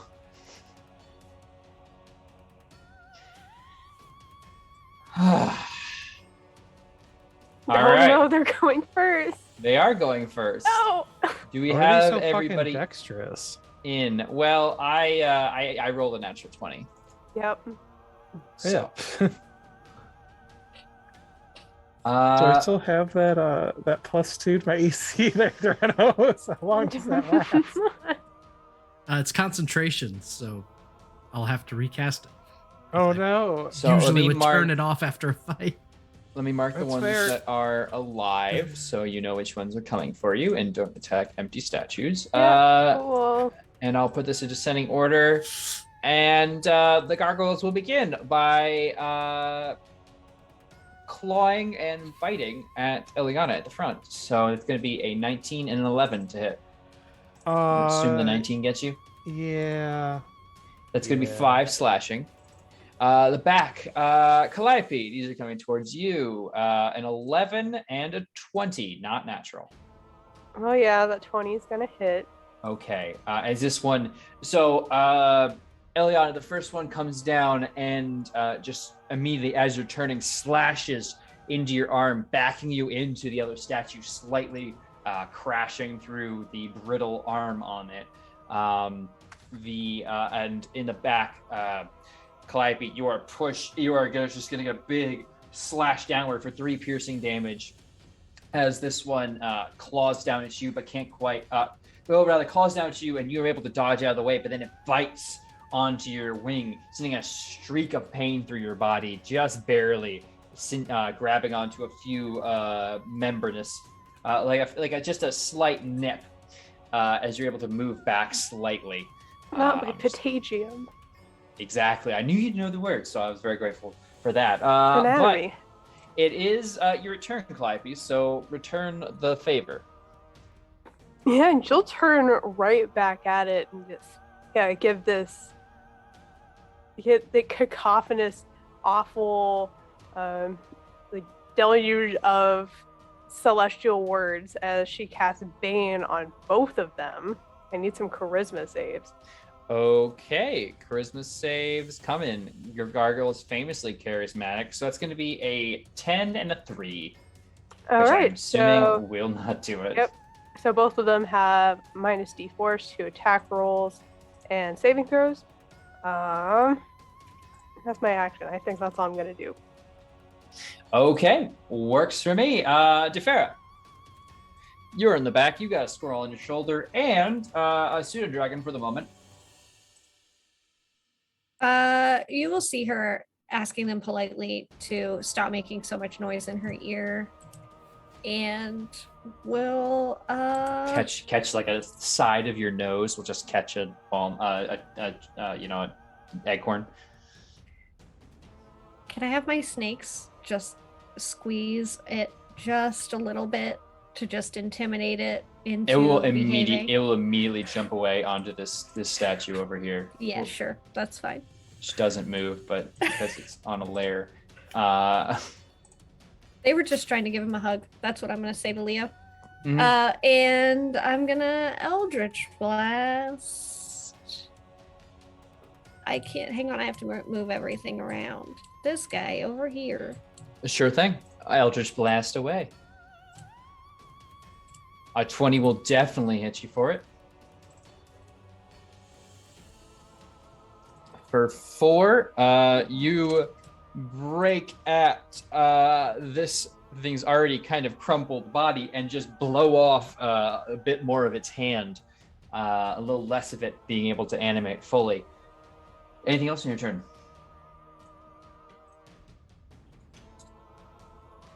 Nope. Negative. Nope. All right. Eliana, you're up. Leo, Cool. you're next. Time to stab. 25 Uh-huh. for 8.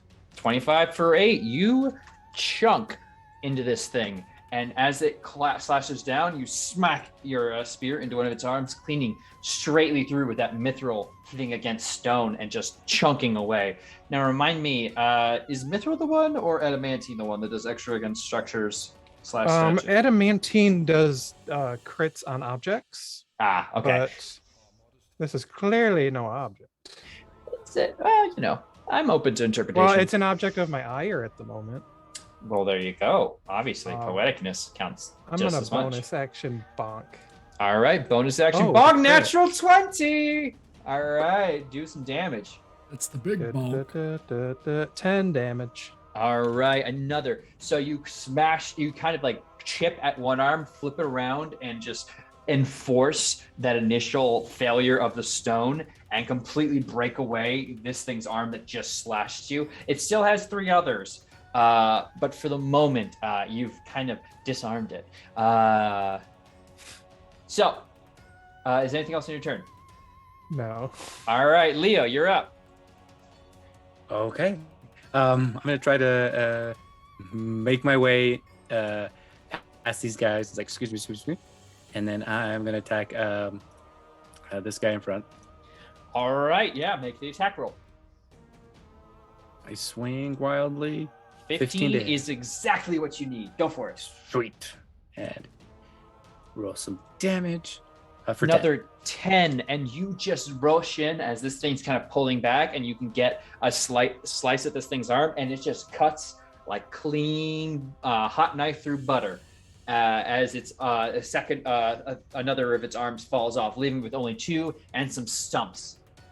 As it kind of like looks back, the face doesn't move in reaction, but merely kind of holds, an angry expression towards you. Anything else on your turn? Nope, that's it. Okay, Threnos, you're up. Ponos, you're next. Looking to Thurnos' left and right, and seeing gargoyles all around him, he's going to pull his wings around himself and cast Shield of Faith on himself this time. Forget the rest of you all. And then as a bonus action, both of his wings, when they come back, are going to flip backwards. There's going to be this spark of red fire at the end that meets, and a firebolt will go flying at the one that's being eldritch blasted over here. All right, works for me. That's a roll of dice for 24 to hit That will definitely do it.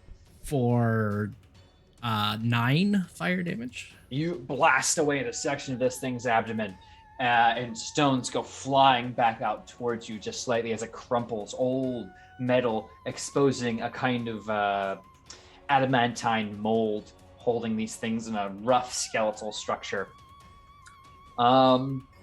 Is that all for your turn? Nope. Oh, Well, all sorry. right. Yeah, no. Yeah. No, I'm done. No, I'm finished. Okay, Ponos, you're up. No. Yes.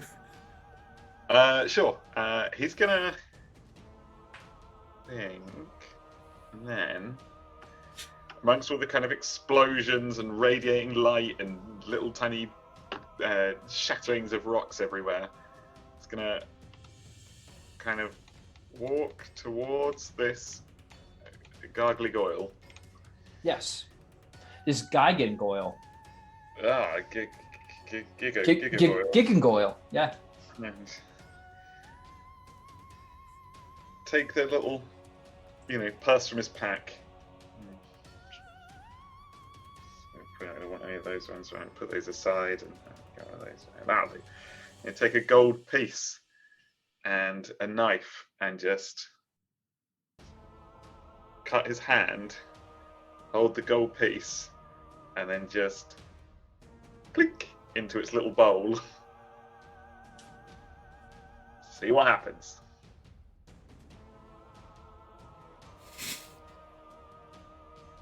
Make a persuasion check.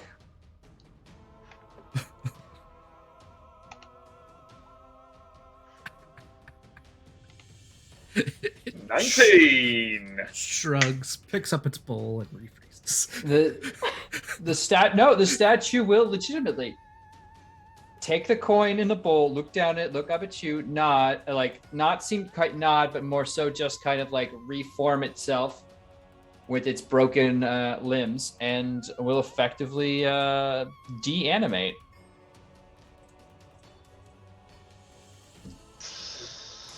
That's 1 point of self-damage. And the other one will similarly deanimate. As Break him. you're once again, as this thing kind of like freezes, seems to kind of sense a similar thing and retake its position, backing away from both of you.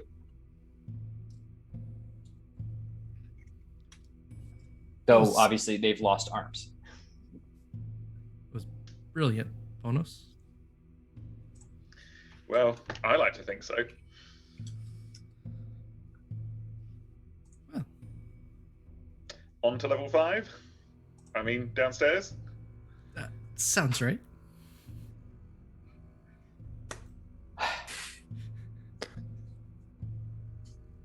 I need to know a marching order heading downstairs.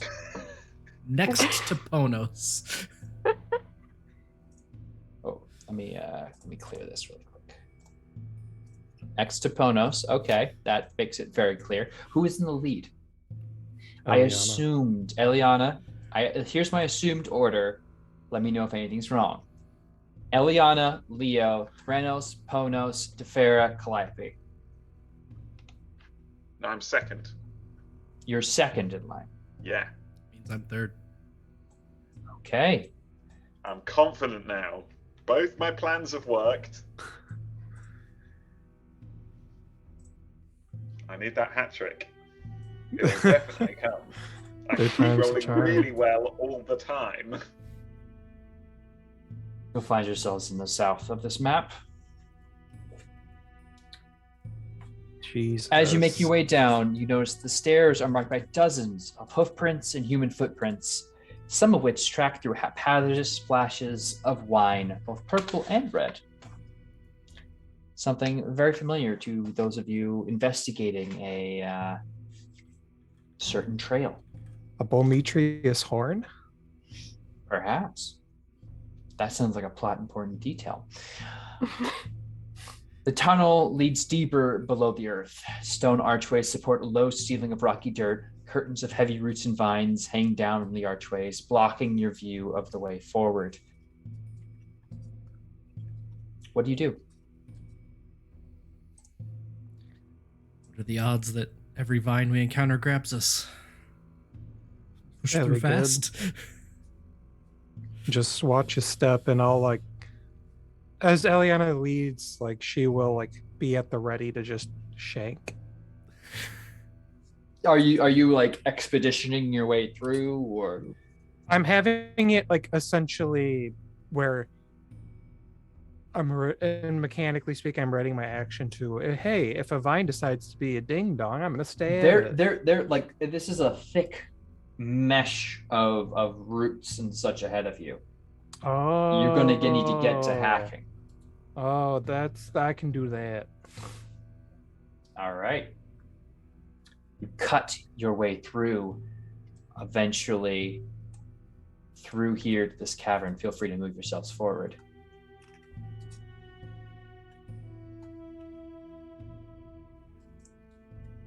Sorry, I'm writing notes. No worries. Feel free to write all the notes you want, because you enter into what appears to be a large cave. And before we get any further, I think now is a great time to take a break. Damn. Cliffhangers. We will be right back as we enter the ancient glade. And we'll see you all soon. Welcome back, everybody, to our 13th episode of Oathsworn, which is not cursed at all. I don't care what you heard. Anyway, our brave heroes have entered into the ancient glade.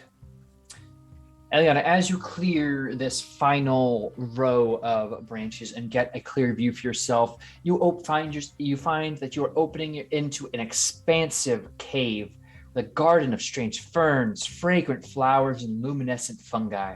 A massive tree stump sits in the center, overgrown by a carpet of green clovers. A stream of clear water winds around the trunk, babbling noisily. Light streams in from an opening in the stone ceiling, which you're aware of the source of. And the air is pleasantly damp. And the smell of the garden is near intoxicating. However, before you is a bit of a scene. 2 goatlings continuing to chase around a young teenage boy. He screams in terror as they grab at his ankles and drag him into get his face to fall into the dirt, but they shortly release him and allow him to run further along. He attempts to go this way. They cut him off, throw him to the ground. He runs over here. Though it's clear by his panting expression, this game may very soon turn exhaustive and or deadly. And behind you, Corinna shouts, "Oh my God, that's Sostrate. Please, we gotta help him." Way ahead of you as I go to chuck a spear. Okay, make me an initial attack roll and let's get onto it. Cool. 19. 19 will definitely hit a goatling. Roll for damage. Uh-oh. Am I about to commit death in front of a child? He's a teenager, it's fine. Oh, okay. This is Sparta, essentially. They would know. 9 is certainly enough. That goatling is... Oh, God, I didn't think it would. Whoops. Ish kebabs. These are goatlings, man. They're not mighty warriors. They are frail, wonderful creatures. Not strong as the mountain. Anyway, you're gonna see the other goatling turn to you and Smoothleg's ruining the fun. Get him! And we'll draw a small knife and prepare ready, primarily to attack Sostrate at the moment. So I'm gonna need everybody to get that initiative back in order. Damn it. As we roll it for this map. God damn it. Please, somebody, anybody. Don't forget that additional -2 there, Tony. Oh yeah, hold on. I rolled a fucking 3. You should be able to edit your own. Oh, these rolls. We're all so slow. Yeah, Defear, Calliope, you rely on you. Kid things, don't blow it. I love you. I will try. Oof. God. For everyone at home, we have like a 5, a 4, a 2, a 9. And then we got like Calliope and Defear at 16, 17. 6. Okay, we got 6 in, which means the goatling is going to take an errant slice towards him, and we'll hit with a dirty 20 for 3 damage. He looks very hurt and on the brink of death. And for the moment, that's going to be it. Defera, you're up. She's going to be standing at the back of the crowd and over top of it. I need everyone just can you just like get down so that I can do a thing, get out of my Jesus, and she'll just start squeezing her way through. You can move through your ally spaces easily enough. Well, she's just gonna make it weird. Push everybody out of her way. And she's just gonna go to, good old Eldritch Blast. Okay. Which were the only one visible here? The only one visible. Yeah. 13 will definitely hit a goatling. Yeah. 3 damage. Okay. So 3 damage. It will stand. It will it will get hit on the arm as it finishes its swing and spin it around, and kind of looks a bit dazed as it will roughly point at you, ready for attack. Calliope, you're up. Oh boy, here we go. Calliope's gonna see like this spectacle basically of trying to get through the crowd of people being at the very back of this, but is going to try. Let me just measure real fast. Yeah, I can go up 10 feet. That should probably be fine. All right, yeah, just gonna get in this little corner over here, and then just try to take a hand crossbow shot at this thing. Okay. We're gonna try. We're gonna try. That's all you can ask. Natural 1. Natural 1. Great. It's cool. gonna. You just get awesome. and you're gonna realize you've dry fired in your haste. Great. Cool. It's like, well, oh no, you don't. And I'm gonna bonus action healing word our teenager that is getting attacked. So let me just do that really quick. My healing word is probably, oh no, you don't. Mm-hmm. So let me just roll that really fast, but that's my turn. Sure thing. So Thrynos, why don't you start that going, and I'll apply some healing to our friend here. Thrynos is going to go up to the lip here and proc some things, actually. Cool. Yes. As intended. As intended, because you are the tank, right? I am. You're going to catch a few slings coming your way. I got excited. As some of these goatlings are clearly voyeurs.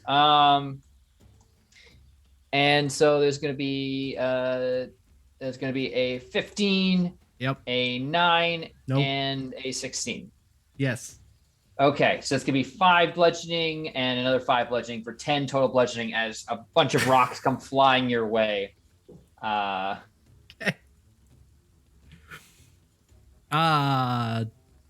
Nonplussed by that, my plan has changed. I am going to cast Scorching Ray.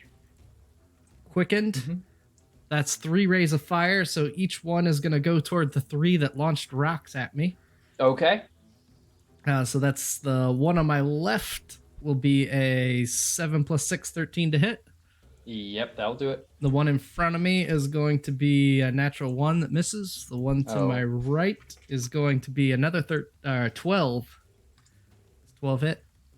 A 12 will not, actually. This thing's just a bit too dexterous for that. So I only hit the one on the left. It takes 7 damage. All right, that will cook it sufficiently as it spins and attempts to pat itself off, but seems to just scream and fall.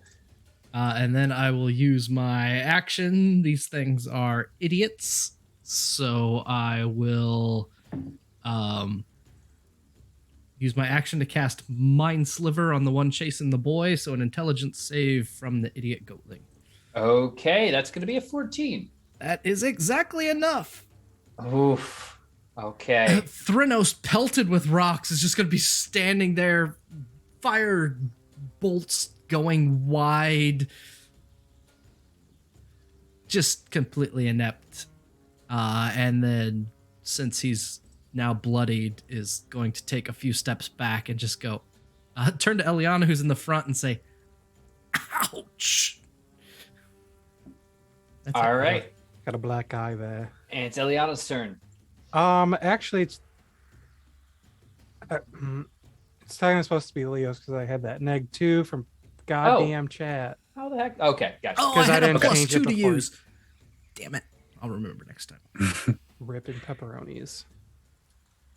All right, Um, Leo. I head up and swipe at this guy right here on the right. Okay.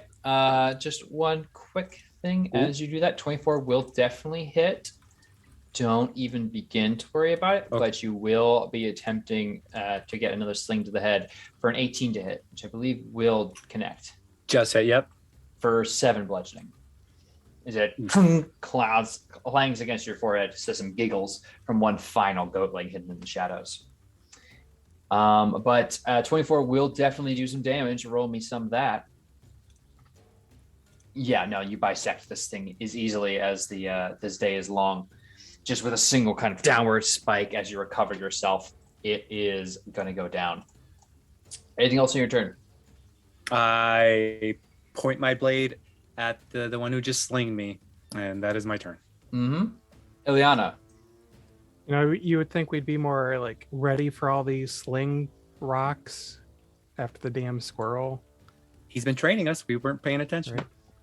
Where is that squirrel, by the way? Oh, gosh. The squirrel, let's assume for the moment the squirrel did not want to go down, but has nestled into, has not moved from your shoulders at the moment.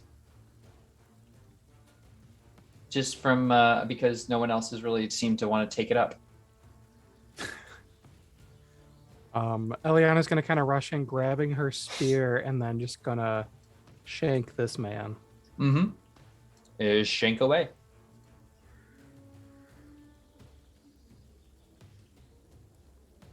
Nope. So you roll Not with a 2, 9. and as you jump back, it kind of leaps up and does a split in the air with its legs as your spear goes clean through them. Oh, good. Let's see if a bonus action gets him. Yeah. Hickory dickory dock. Here's a hammer. Ooh, a 9 too. Goodbye. Yeah, you hit this thing like a bell at a county fair, and it goes up. Its head doesn't quite hit the ceiling, but it will end up on the opposite side of you. He did exactly what I wanted him to do, so I could just bam and just right in the groin, just slap him over. Mm-hmm. Unfortunately, I was trying to get 2, but we'll just go with, It's satisfying cock shot. you no longer get to have children for 2 reasons. And that'll be my turn. All right, Panos, you're up.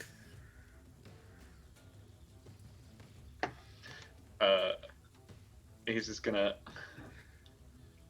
kind of be like squidged in between everyone that's been like rushing up to sling spells and arrows and all the rest of it, just like, in the middle of everyone, just holding a spear, like, ooh.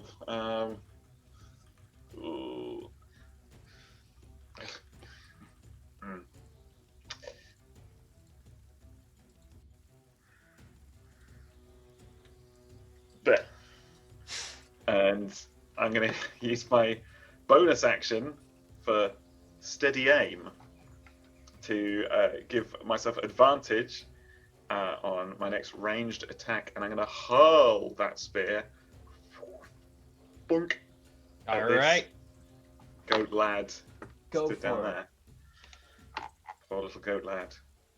Poor little goat lad. Just as well I did that. 19 to hit. For a throw, I don't believe you can do negative damage. The So -1 damage.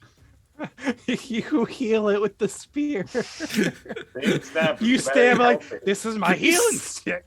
Dab life back into it. It just lands in one of the previous wounds and just plugs it up. It like just stops the bleeding. Stops He's the like, bleeding as Perfect. essentially. It would Yes. gain health if it could, but I will take the other. You can re-roll me a d6 just to get some health on that. No, better yet, I'll just do the one. I'll just do the one damage, as it nicks it, and it collides with the tree. Ooh, roll 20's getting a little fucky, but it kind of like misses it and just like so. Goatlings are going to do as goatlings do. This one over here that Leo challenged is going to point back at you in a mocking exchange with its sling and just shout, bald legs, your legs are bald. And I'm going to need you to make a wisdom save. Leo, do you shave your legs? Yeah, it makes me run faster. Ooh, 9. You are going to get whipped up into a rage until the end of your next turn. You have a disadvantage on attacks, and attacks against you have advantage. Oof. However, if you hit the goatling that's been insulting it with a melee weapon, it's considered a critical. Okay.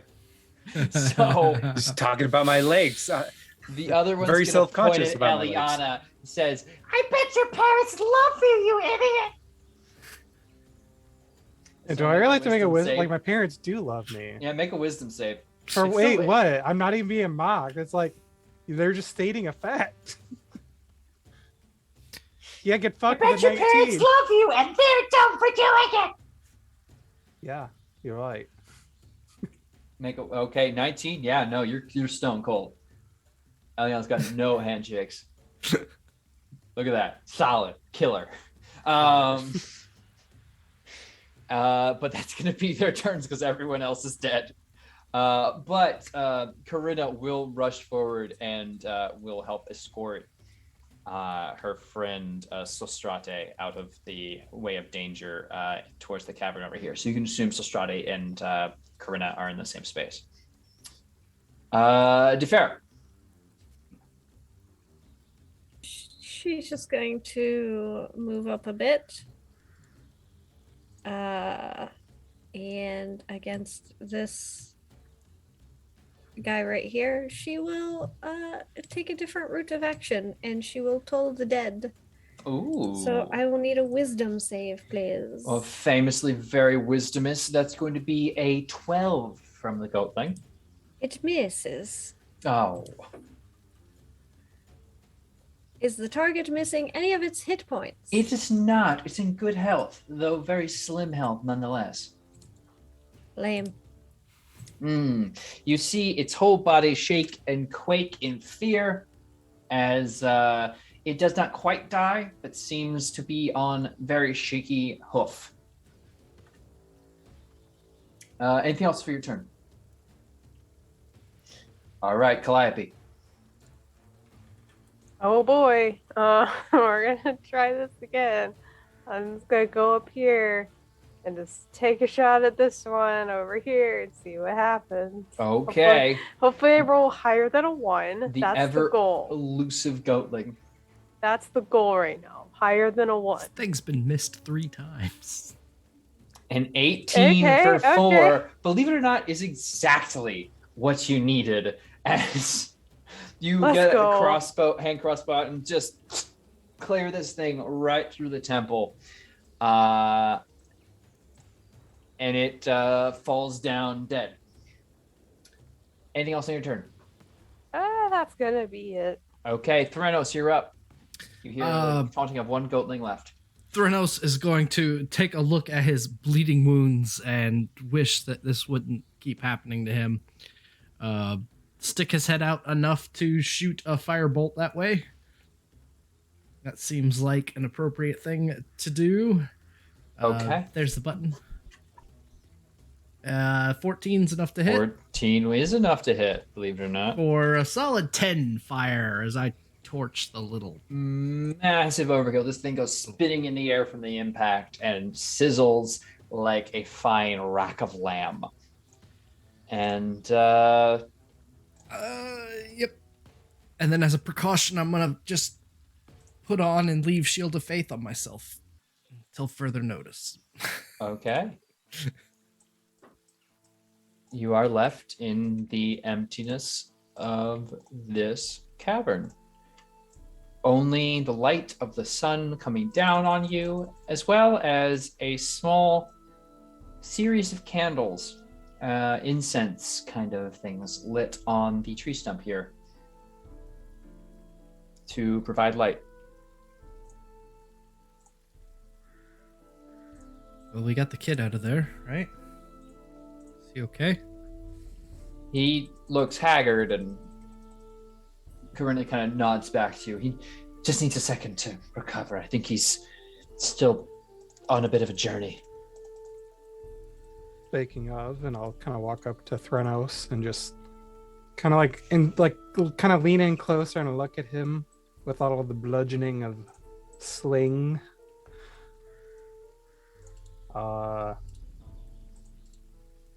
Hand on shoulder, cure wounds him.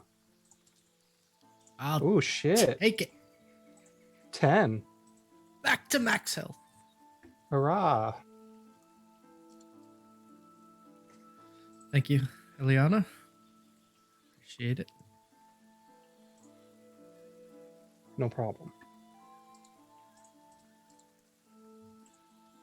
There are a number of vivid and wonderful plants here, each seemingly quite rare and sustained, if not by the kind of inherent magic of this place, then certainly by the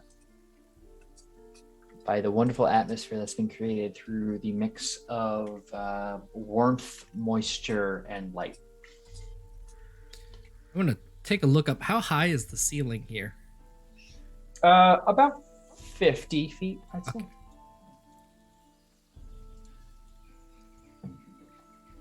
There's an awful lot of life down here. Right? Hopefully it's trying not to kill us.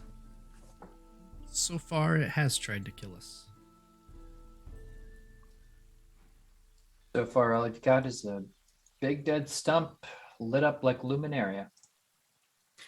So all around the ring of this tree stump, is it on the outer trunk or is it like actually on the inner ring? On the inner rings of the trunk, there seems And is to be it just some everywhere? candles lit. Is it making a pattern? Hard to tell from where you are. It is quite large. I'm mean- sorry, I shouldn't have asked for a pattern. I should have said is it just on the outer perimeter or are there On the just stump. shitloads of on the stump. There Okay. seems to be a number of candles. A massive stump must have belonged to a magnificent tree centuries ago. From the cutting, you can see it seems to have been almost cruelly hewn down to waist height. Thousands of green clovers grow over the ancient injury, along with several lit candles. Hey, Defera, why don't you make me a history check?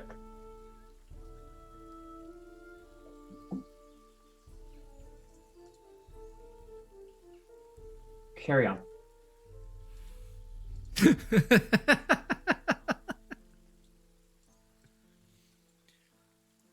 Well, I say we pick a direction and put a hand on the wall and keep going that way. That's getting so weird.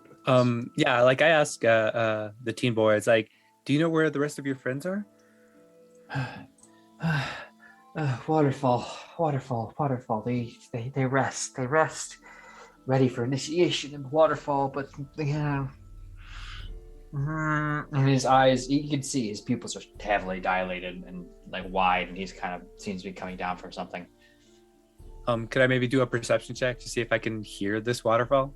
I mean, Oh, from the flow of the river, I'll measure it out here. It's flowing this way, so it'd Okay. be reasonable to assume So- if there was a waterfall, it would be up here in this direction.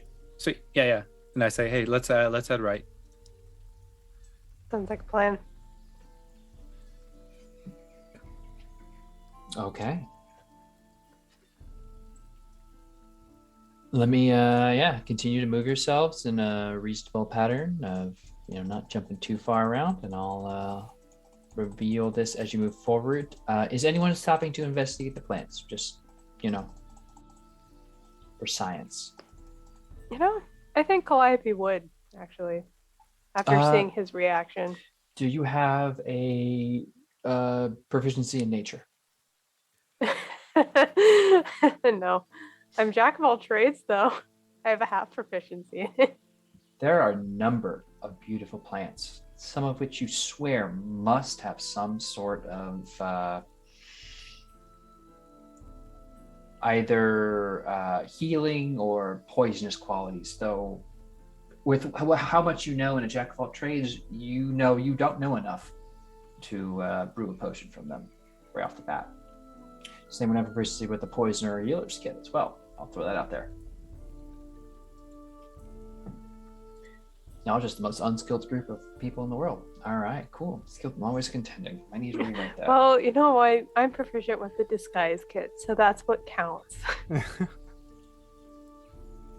Well, continue to move yourselves on. I'm a sorcerer. I blast things. This cavern is blanketed with luminescent pink and teal covered mushrooms. The walls are hewn from smooth rock and they slope upwards from the ground, leaving many comfortable spots to recline. A stream of water from the adjoining glade flows into a stone basin in the floor.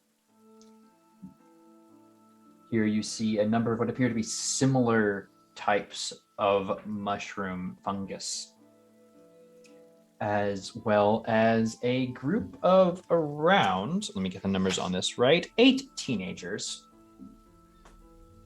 who appear to be relaxing, reclining, all about each other, and what some would assume to be like a late night hangout in someone's basement kind of thing. You know what a cuddle puddle is. God, it's been forever. Not in the weird way. That's later. Sure. Anyway.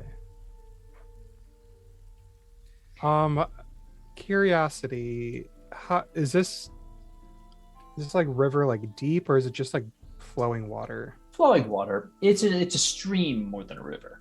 Okay. Are the teenagers passed out, or are they just like they all seem to be talking lightly, kind of just you occasionally, yeah.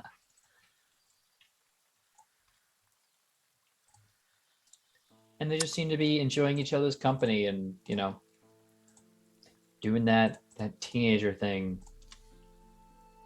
where they might be high as balls and kind of just like feeling each other's faces and just like, no, you're gorgeous. No, you're gorgeous. No, you're gorgeous. Hey guys, I think there's something wrong with them. Oh, they're just high. As you approach, they're just gonna be like, oh, hey, what's up, bro? What's up? We've come to save you. Come on, hurry. Save us from what? Yeah, I think Leo kind of looks dumbfounded. It's like, yeah, from what? The goatlings we killed, Leo. Oh yeah, the goatlings. There's gonna be more, I bet. Oh, you mean our chill bros? Little guys? Like, yeah. They're so funny. They're not chill. No. So like they're mean sometimes, but like, and this is kind of like, honestly, imagine any of these are speaking up at this point. Just like, yeah, they're mean sometimes, but like, Demetria says they're all good, and Mistress is like always right. So like, do you know Demetria? Have you like, who do you know here? No one. We're new. Oh, dude, you don't know anyone here? Well, come on, let me introduce you. No, you're and he'll the teenager will like stand up and like kind of like mosey on over to you, and they seem to just be like, like every step they kind of need to take a second to like feel at the flowers and stuff beneath their toes, and they just seem to like get a shiver of excitement. They just kind of like throw themselves around your shoulder. Okay, so we got Lysandra, Cleon, and Heron. Yeah. We got Ivene, and Draco, Callisto, and Ariston. And I'm Bacillus. So, how you doing? I'm doing You're good. How are like you? really buff. Like, damn. And he'll like reach a hand and like just kind of like feel at your pectoral muscle. Yeah. Thanks. I work out. Yeah, I we can need to tell, we bro. need to get out. Hurry. Come on.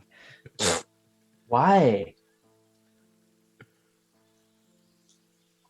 There's a lot of bad stuff going around. No, there's not. Dude, you're tripping. Here, come and hang out with us. And he kind of like leans, like, it would be super fun. Where's You're, like, the one we really brought buff. with us?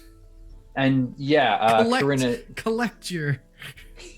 Collect your friends. Corinna will be you see Corinna's like motioning to a few of them, like, we gotta go. And they just like are not buying it. They seem to kind of just hold her hand, like, we're so glad you came back. Yes. Go, come on, girl, grab the mushroom. Come on. They are out of it.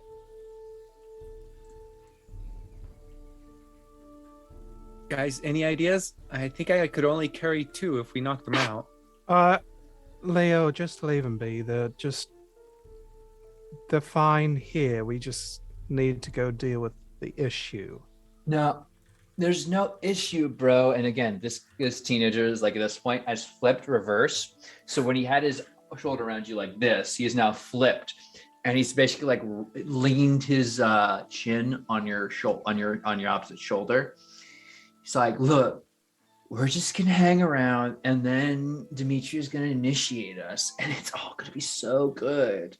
She's already got like 4 of them in there now, so it's fine. Oh shit! Wait, and he looks over at Teferi and like, sorry, wait, Mister, you didn't know you were here. Sorry, I would have bowed, but you're wearing the hood thing, and you're a little bit more strange. I don't know. Sorry, I've been on some stuff, but hey, how you doing? I miss you. She is going to look disgusted and will probably look to Leo, not really knowing who else to turn to. And she's gonna go, yeah, well, listen to my friend and get the fuck out. Why? We need to do Buddy, initiation. just don't argue. No arguing. madam, And mistress, we're please, going. please, And please, I'm going please, to please. motion And they're for gonna Leo motion, to he's, just he's start. gonna like move towards you and like start No slumping, touchy. No. You were so into it though. No, What? never. Okay. That's not a thing. Never. That's It- weird. It was a mistake. Miss. You're funny. We're just gonna Just- chill here then Yeah, until you're no. ready for We're initiation. gonna go with Is that where the initiation the is friends. happening? Yes. What? Away. Yeah. Why don't we come back for them? Because I want to go to initiation. I want to get initiation. Oh, where's the initiation room? And we'll check to make sure to see if it's ready for you. Oh, I don't know. You gotta ask the mistress here, and he'll like shoot you like a very like drunken wink kind of thing. Well, I thought that was the reason that we were all here for the initiation. That's why we've come here, right? I thought it was whoever picked the biggest mushroom got initiated. I thought it was a competition. Oh, Oh, I think wasn't meant to so? say that, because then I'd be the only person that would know, and I was going to pick the biggest mushroom. Now Oh, you're everyone knows. you're so different than the other satyrs, dude. Like Yeah. the that's other 'cause ones I'm- telling us to get out of here and like run away, but like you Yeah. ran way downstream with the others and like losers, right? I'm gonna go. Look, Loki, we're all gonna go find a big mushroom now. So it. Whoever brings me the biggest mushroom gets the initiation right. So, good luck, kids. Thranos is going to use Mage Hand to pluck a mushroom out of the ground and dance it around in the air. Oh, Put it like out of reach up on the side of the rock face. and they'll start climbing. They're fucking. Yeah, but Out of they're fucked up. They're not climbing up anything. That's true. But a number of you could. Well, the question is, does anyone have both nature and medicine proficiency? No, Do you have nature proficiency? I have neither, but I am wise, but I don't have proficiency. Does someone want to make? You can all make me a nature check for this then. Oof. Oof. Oh, hey. Okay. Okay. I believe. Okay. Calliope. There are songs sung of the Madden fungus. MADON. They appear like bots in chat. No, but they have a strange property. In small doses, eaten raw, they produce a heavily euphoric effect in the ingested. However, if you are able to remove the actual plant fiber, the fungus fibers from the juices that are collected within them, you're able to create a very powerful truth serum. And there's plenty of them around here. Though it's a very particular process requiring a near, not quite surgery level precision, but certainly very careful to prevent the release of the spores that will induce that euphoric state.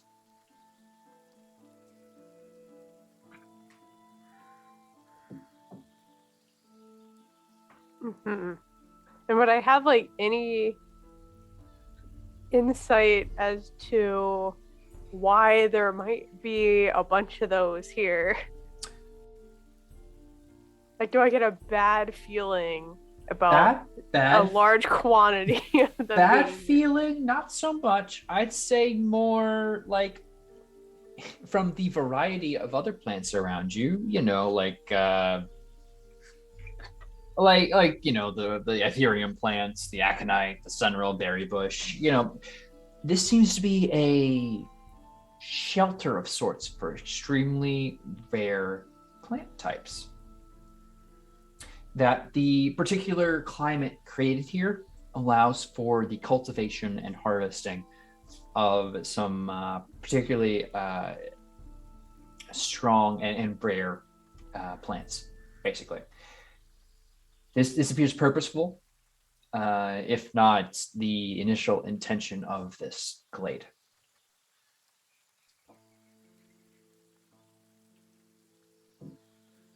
I wonder if this person curates these people as much as they curate these plants.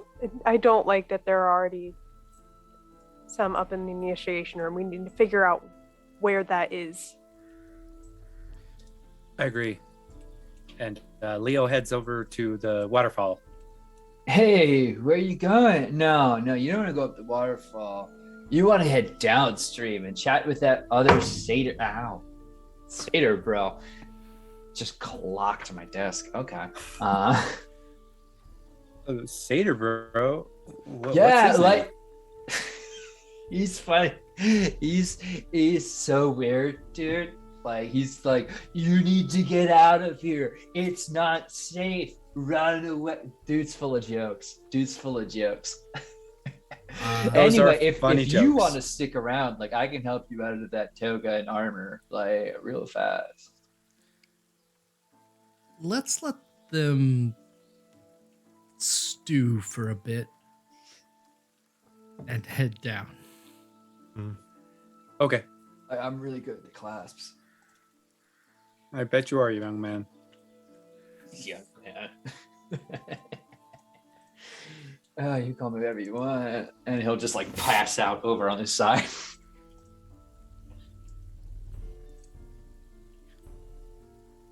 Well, All right. Yep. Let's go find that satyr. I feel like that they might have their head on straight.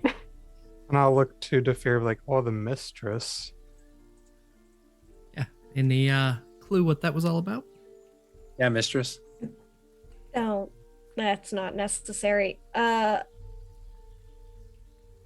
So I think it's my sister. Your sister? Mm-hmm. Does your sister often lure groups of teenagers into caves? I don't have any real memory of her doing that previously, so this is new. So, is your sister the mistress, or is she a mistress? I just need to clarify quickly. This is a question you would have to ask her. Oh, okay. Well, money well spent.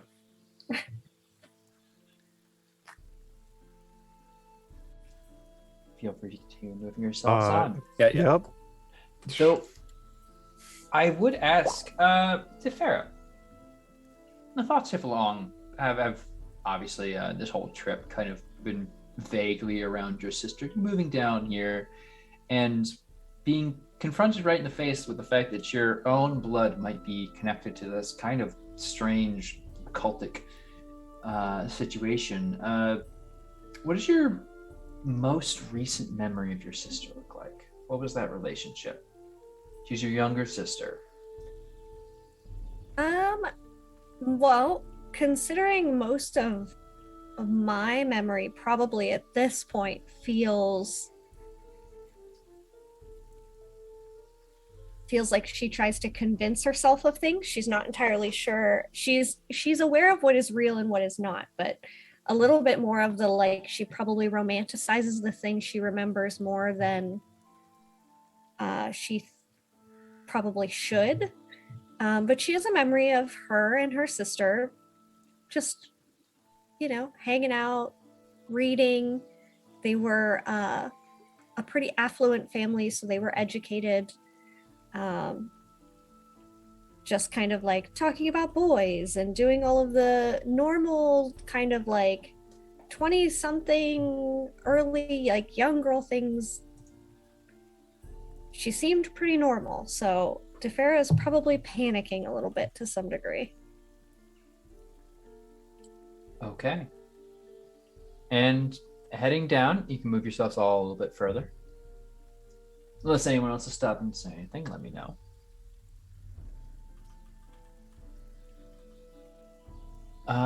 You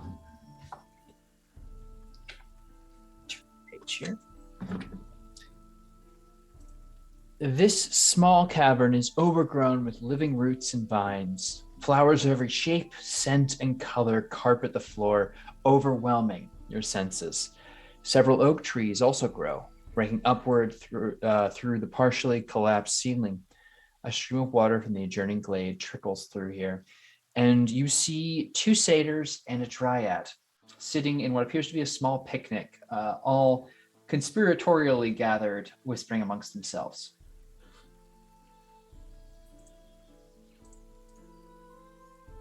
Hello there. Oh, hello. Sorry, the one will park up. Sorry, we didn't see you there. Are you? You're not one of the teenagers she's recently brought here, have you? Are you? Because if you are, you should run away. Even if you're not, you should probably run away. But that's just my opinion. You can ignore it as you want. We're trying to get the ones that she did take. Oh, are you here to confront her, perhaps? Strength of arms and that sort of thing? And the dryad will talk with a creaky voice. It is unfortunate that she has taken her path. A poor path chosen, then. Tricks and gambits are accepted, but kidnapping and occultism are where we must draw the line. Everyone has their limits. Yes. Oh, yes, we do. Yeah. You're so right.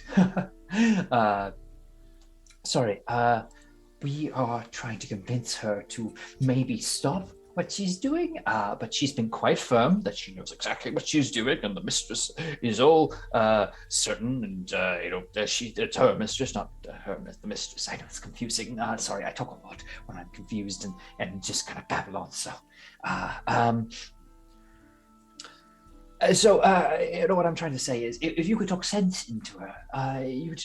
Sorry. Oh, notices you, Defera. You're not. Sorry.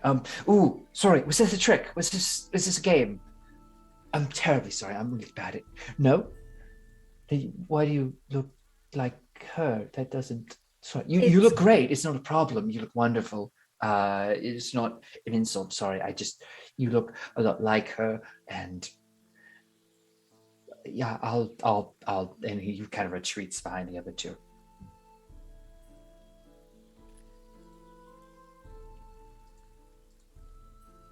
I'm gonna step over here and just kind of walk this way.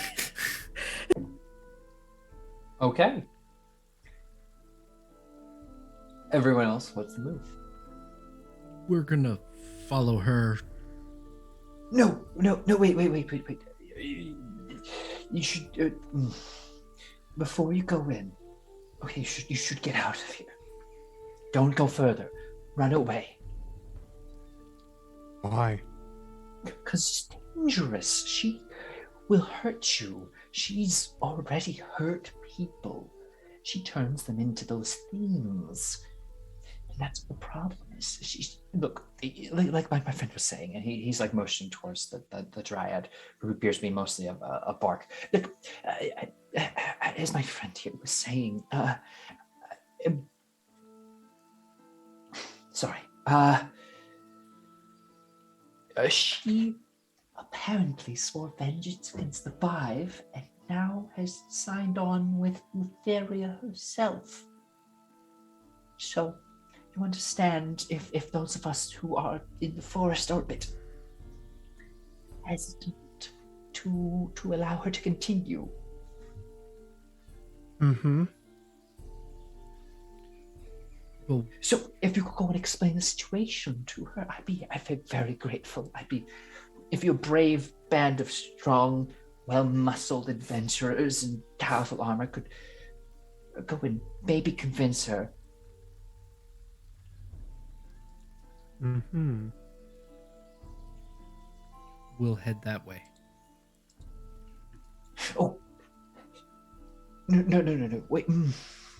No, but you shouldn't, because it's dangerous. But I don't want to send you to danger. But if you could go talk to her, I mean, it's just very. Look, you have to be careful, because I think the initiation, or whatever she calls it, is going to go quite badly, and you should check the key. No, wait, and he grabs your hand. Just wait, please don't leave me. I'm sorry, I find you ever so fascinating. Look, Thingy. just stay here. If anyone comes out of the initiation room but us, run away screaming. Why are you having a picnic here if you're terrified? You know what? Don't answer anything. We'll be trying back. to You stay debate with here. her. Please. Please what? Run Speak- or go talk to her, because you've told Promise us me you- both, and promise now me you you'll won't be let me careful. do either. I'm sorry. I'm very indecisive. I'm picking up on that.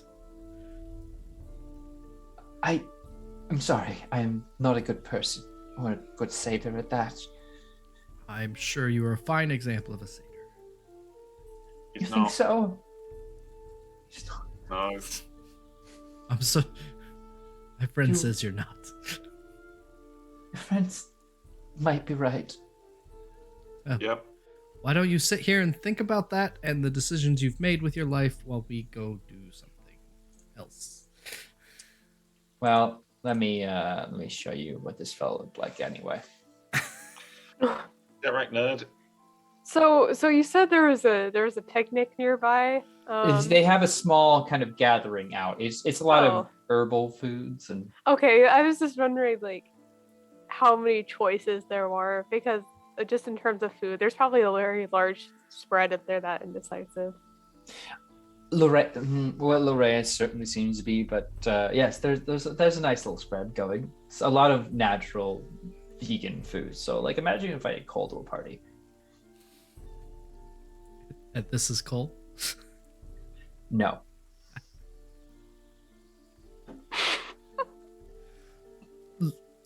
Enjoy the meal. We'll be saving the land. Just be careful. Oh, sure. Are you a hero? Please stop. I'm sorry. I'm sorry. Just go sit down. Let us do our thing. I'm sorry. No, you're right. I'm I know. absolutely a terrible person, and I'll leave you around. I'll leave you alone forever. I don't feel guilty about this anymore. So yes, go away. Be careful now.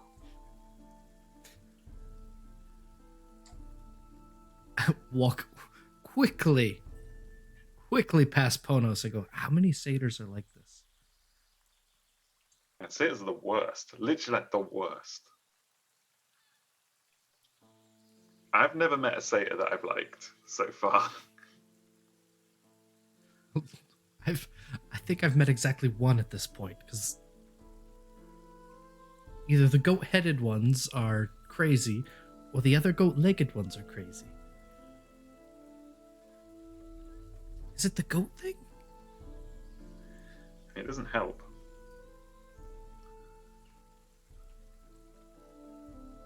Hey, Leo and DeFer, you guys are away from that conversation. What's going on there? I think Leo kind of falls after her and is like, hey, Defer, are you okay? As she hides or... Yeah, I was just trying to get out of that conversation. All of these conversations are going horribly awry, so she's just very quickly trying to get out of all of them. She's probably sat like on this little step or rock here waiting for everybody to get done.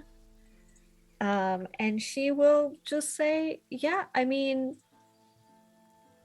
this whole thing's very weird, right, Leo? It's just very strange.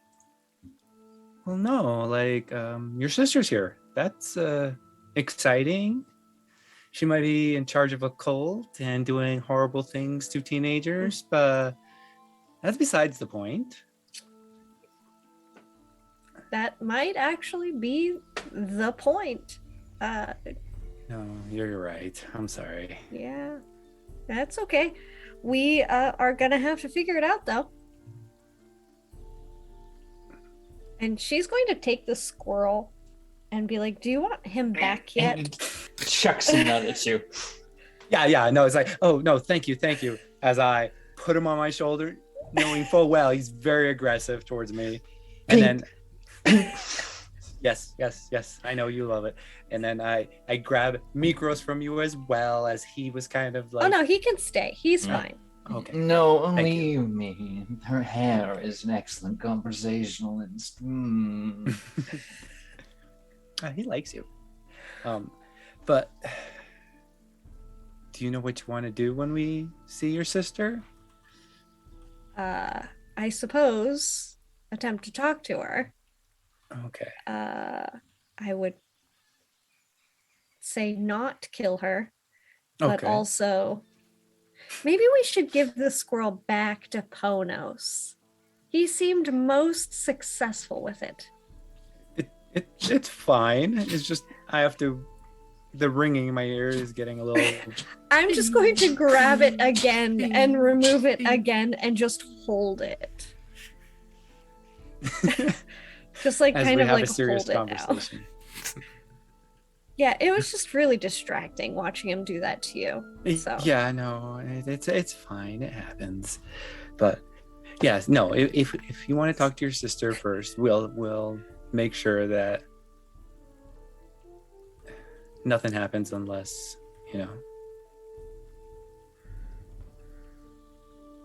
there's aggression, I guess. Okay. Yep. No, makes sorry. sense. I shouldn't have said that. Yeah, No, that's a no. reality. Yep. It's a thing for sure. It'll be fine. I promise. It'll be fine. It's gonna go great. And she's gonna walk over to Ponos and just hand him the squirrel. Fuck is this? It's yours. Take it. We don't want it. And he's just going to hand it to you and turn and walk away.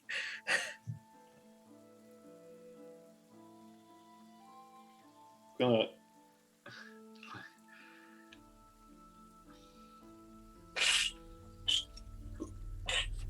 pick up one of the mushrooms and just post it into the face of the squirrel. Like, boop, boop, boop, boop, boop, boop, boop, boop. Like a magician's handkerchief. Like, just poke it down in there. Like, there you go.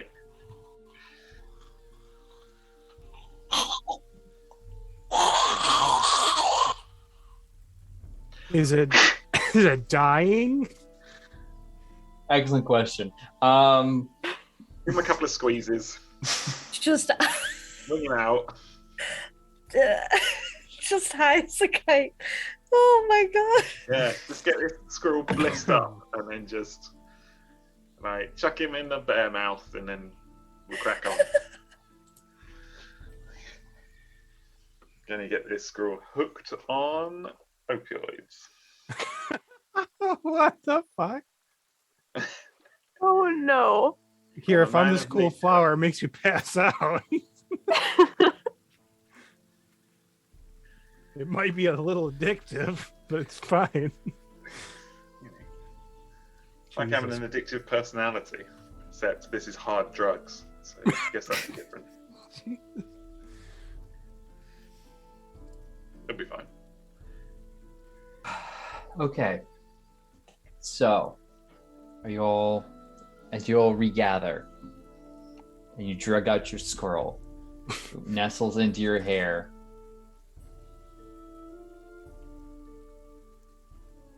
Should we? Looks like this is the only path. So let me take the lead, and it'll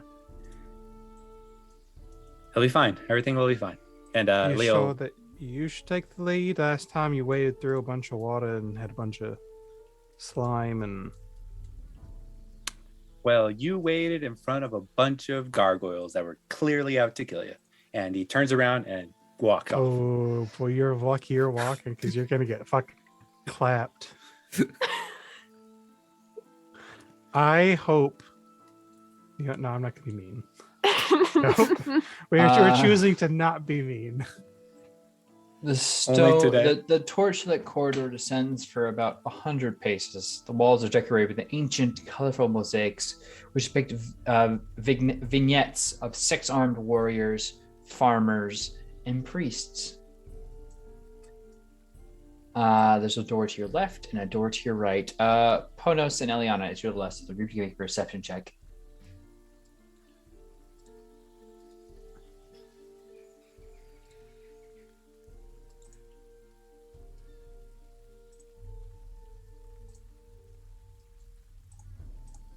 What do we get? 12. Mm-hmm. Well, yeah, no, you notice nothing. Never mind. Great. Because there's nothing to notice, right? Exactly. Okay, super chill. Cool. Defer, as you're going in, make me one last history check.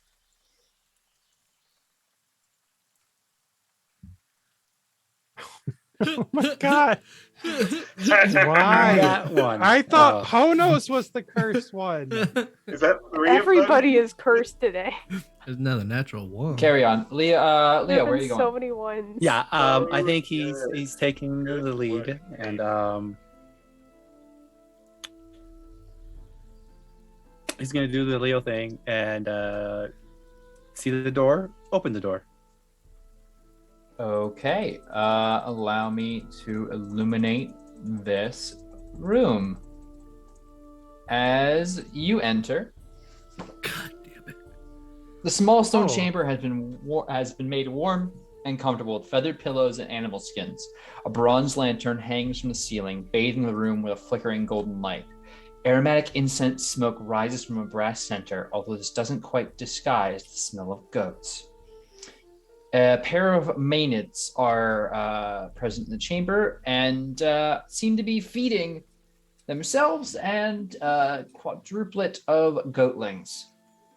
The first one chimes up. What are you doing here? Sorry, wrong room, and I closed the door. Maybe a deception check.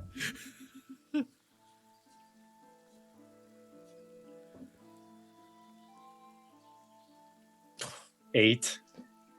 You're going to hear some rustling behind that door as the intruders, certainly intruders. Oh my goodness. And that is going to be initiative. Of Yay. course. What was that, Leo? This is your fault. Oh, sweaty. Listen here. Oh, select icon.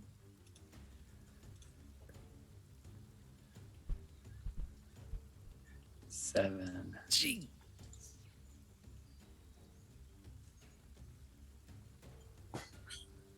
Okay, and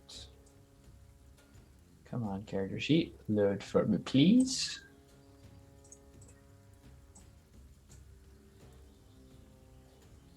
Oh, wow, good for them. And then let's get the goatlings on board.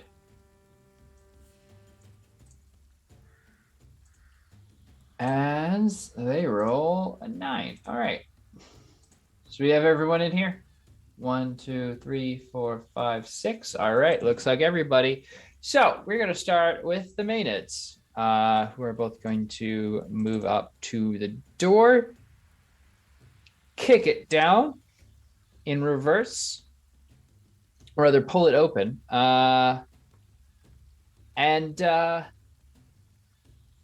they are going to lunge at you in a reckless attack with daggers drawn. The first one, at least. 15 and a dirty 20. Dirty 20 hits. All right, that's going to be 8 piercing damage as it lunges towards you in a reckless fury, just catching you in the side of your armor and piercing in as it's going to kind of push you back a little bit into the hallway for everyone to see. The other one is going to close the gap and will be so pleased with their companion's success, they'll begin a wild dance, which I'm going to need everybody, aside from, let's see, 5, 10, 15, 20, 25. Yeah, everyone aside from Eliana and Ponos to make a wisdom save, as they can hear the strange clacking and rhythmic dancing of this maenad. I see a 10. Oh. 22. 22. 20. Okay. You know what? I have advantage from chat. I don't know the result yet, so I'm just gonna use it and see if I do better. Nope. Nope, same roll. Two I tens. tried. So, you hear this dance, and you kind of find yourself falling into the rhythm, a natural rhythmicist, and you're going to take 5 psychic damage and begin dancing. You know, kind of just dancing on your own. Kind of a frenzied, sort of unnatural pattern of moves. Yeah. So that's neat. And hey, it's your turn. You can still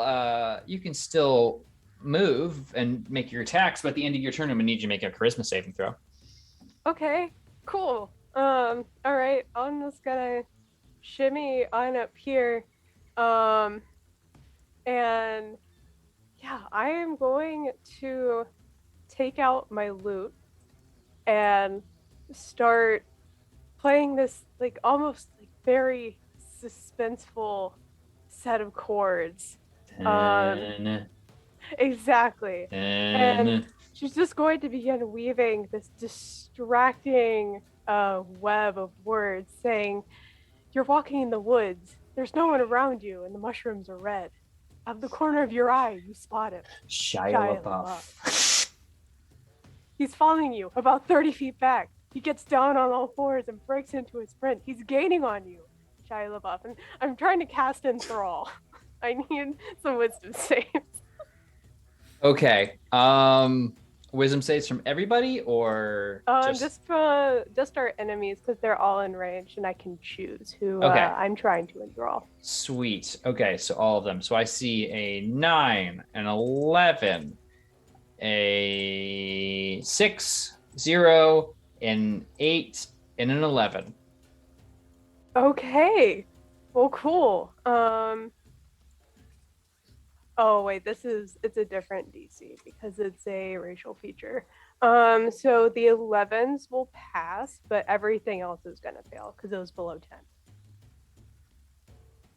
10. Okay. So they are considered charmed for the moment. Just for the moment?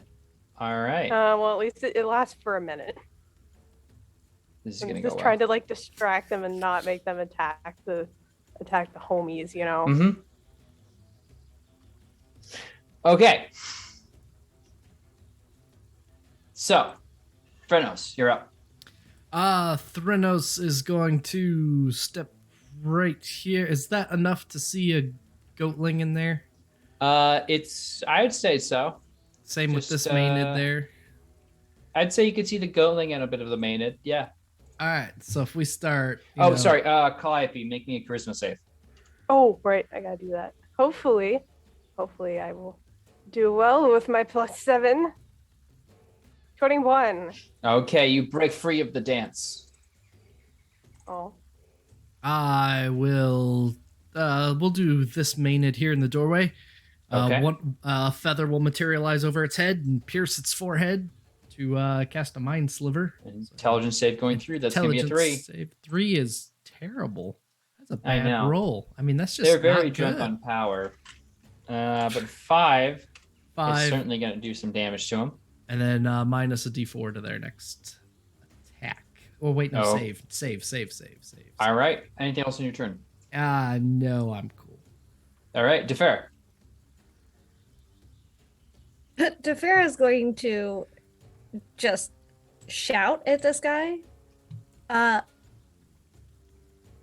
Don't touch my cult initiate, you prick. And try to be kind of intimidating. Make me a deception check. Oh, okay. All right. 25. A natural 20. This Maenad freezes as it reaches out to stab and tries to begin moving into its own wild dance and just, I am so sorry, Mistress Dimitri. Mm-hmm. Nods several times and grabs the other one and pushes the door and closes it again. I just pointed all the other ones that are charmed at the moment are only focusing on me. Just pointed them to go back. Yeah, they're all just yeah. Can we like lock the door? I'm saying this to the group. Eliana, do you Yeah, have an anything extra for you, spear? mistress. I'm sorry. What did you say? I didn't hear, like, legitimately. I asked for an extra spear, but Leah was jumping to serve it first. So Well, it would be So- nice if he fixes his own issue that he made. It's been fixed. The door is shut. I'm mostly just wondering if there's a way to like bar it. It's a little tough. This is clearly a wooden door put in a stone frame just to kind of block off any incense or general smells / sounds. So All right, it should be fine. Okay. was it a push And Leo door heads or a over- pull door? yes. Are you was a about push to door. open another goddamn door immediately after you just fucking And had he an opens the issue? next door. Second verse. Okay. Okay. You're All right. going to lose hand privileges pretty quickly. You open the door, and behind it is a group of 4 sleeping And a few. teenagers. This round chamber looks to be warm and comfortable sleeping chambers with feather pillows and animal skins. 4 young men and women sleep upon the skins. A voice behind you appearing as if an Angela to your Dwight. Oh my God. Those are Nico, Marcos, Theo, Pina, and Focus. We gotta get them out of here. Okay, then get them out of here. And she rushes forward and begins trying to wake and rouse them. And they each appear to be... what? Sorry. Hi. What? What's going on? Something happening? Is it time for the initiation or something? No, we gotta get out of here. We gotta go. What for? Demetrius said things might look weird, but it's fine.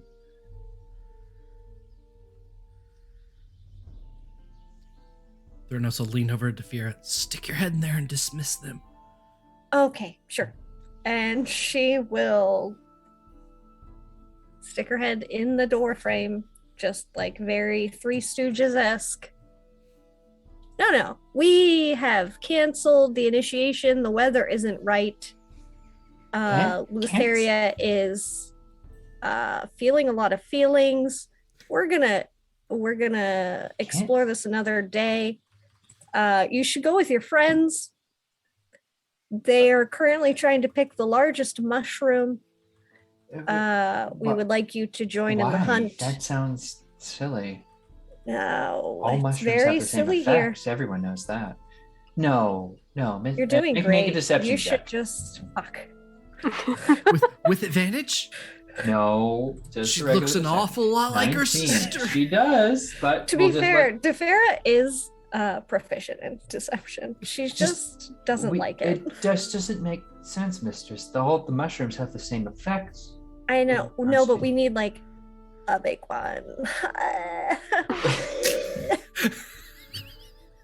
And she'll just When did this become a TikTok? Kirk is dead. and then she's just gonna walk away. Jesus. Just go get Screenshot it. that. They will look at each other and then Karuna and just, well, I guess we gotta go pick some mushrooms, I suppose, if that's... Yeah, that's what we need you to do. We're gonna do great. You sound so And she's much just more still trying to get away from all of this. certain than when you were before. You're much more commanding before. Things change, life.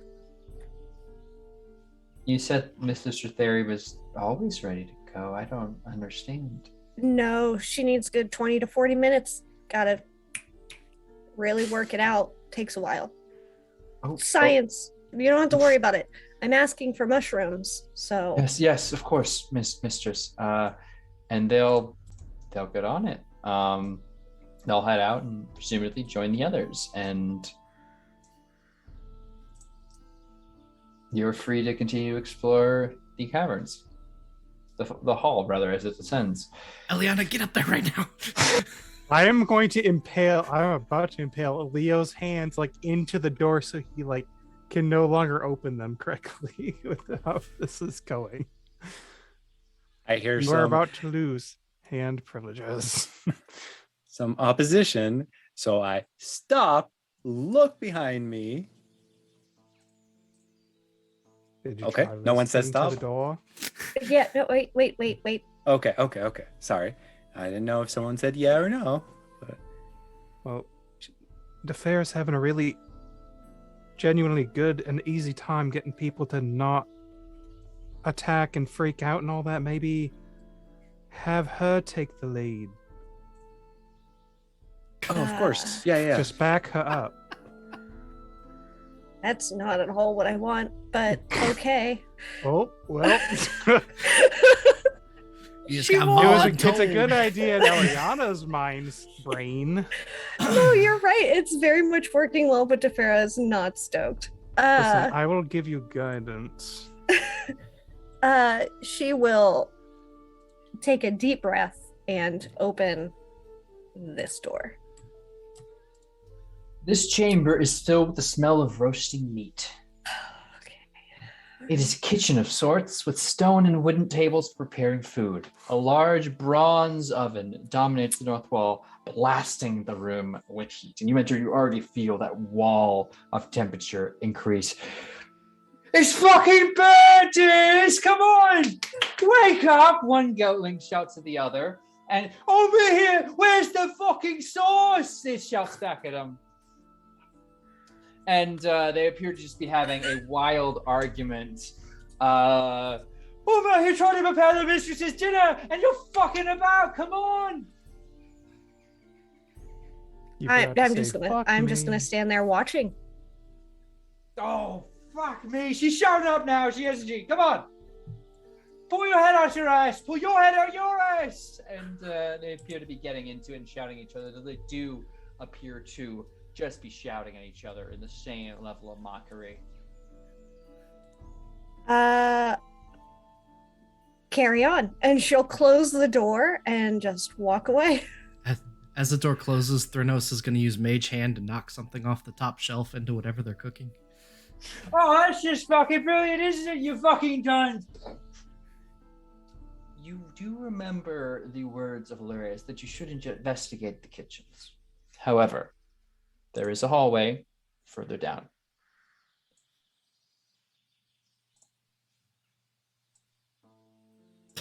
Yeah, I just imagine Leo just like, there's a door, friend! Get that door! Get that door! Get that door! Get the door! I must. Want to make sure everything's okay. Compose me. God, this is... Tefera, You know, we I'll do let you have open the it first. TPK door as an emoji for a reason. Actually, This is though. going to be the reason why everybody Oh. is just solidifying it for reasons. Yeah, so she will open this door. That door? Yeah, Turk. This one. You're certain that door? Because beyond it, you hear just the faintest sound of a familiar voice. What was the last conversation you had with your sister? Again, her last memory is like a very childish kind of romanticized memory. So she probably just has a memory of a conversation kind of just gossiping about, you know, who her mother and father might have her marry, or, you know, just kind of like a giggly, girlish, very stereotypical conversation.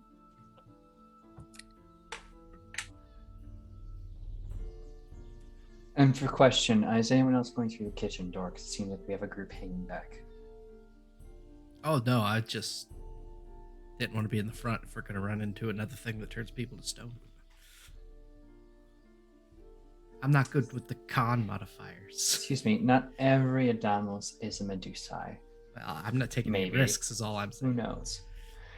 Ponos, you're hanging by the door. Are you going to open that one back up? He's going to listen to it. Okay. They're shouting at each other. And Yeah, yeah, that obviously sounds the like voice is right? going,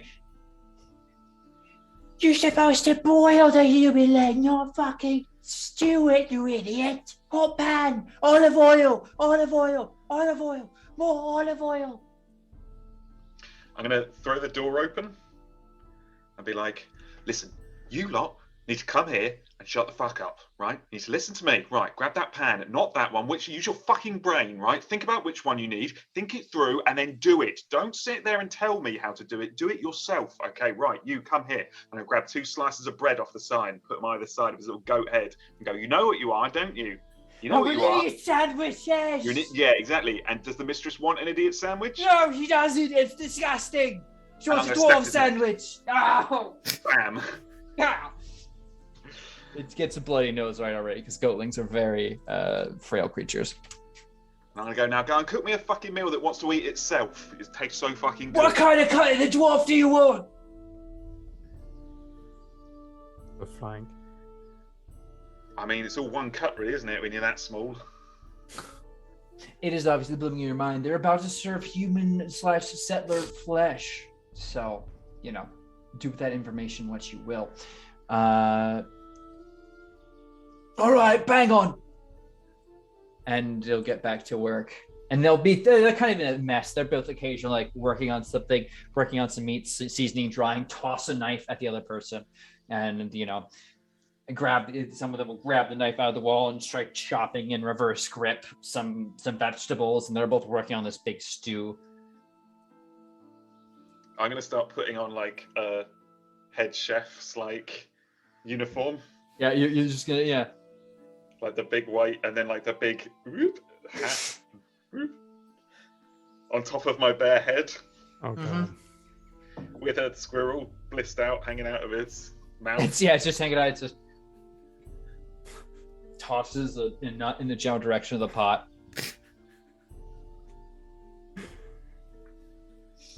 And they're gonna keep you see them and you could check out. You can make me an investigation check on the food being prepared. Sure, yeah, super good at that. 4. Despite their comments about it being dwarf and settler flesh, this seems to be just standard meat. I mean, food is food, right? I'm not The rest food of you, prejudiced. as you are about to open the door, in what is kind of what's that one book about the goblins that kind of put dog poo under someone's shoe? In what is kind of like a frozen moment, you realize Ponus is no longer with you, and the door is back open again. And we obviously hear him Yeah, there's a cacophony of sounds behind you as you're about to go open the door. I very subtly stick my head over there, see that everything's okay. Go back to the hall and just go. just an audible shrug, just I'm not surprised at all. Before opening the door, Defera will probably step here so that everyone can hear to some degree, if they huddle in. And she will say that she'll go in. I will go in first. Have a conversation. Give me a couple of minutes. If I don't come out, if you hear me scream, sounds of fighting, things like that, then maybe come on in.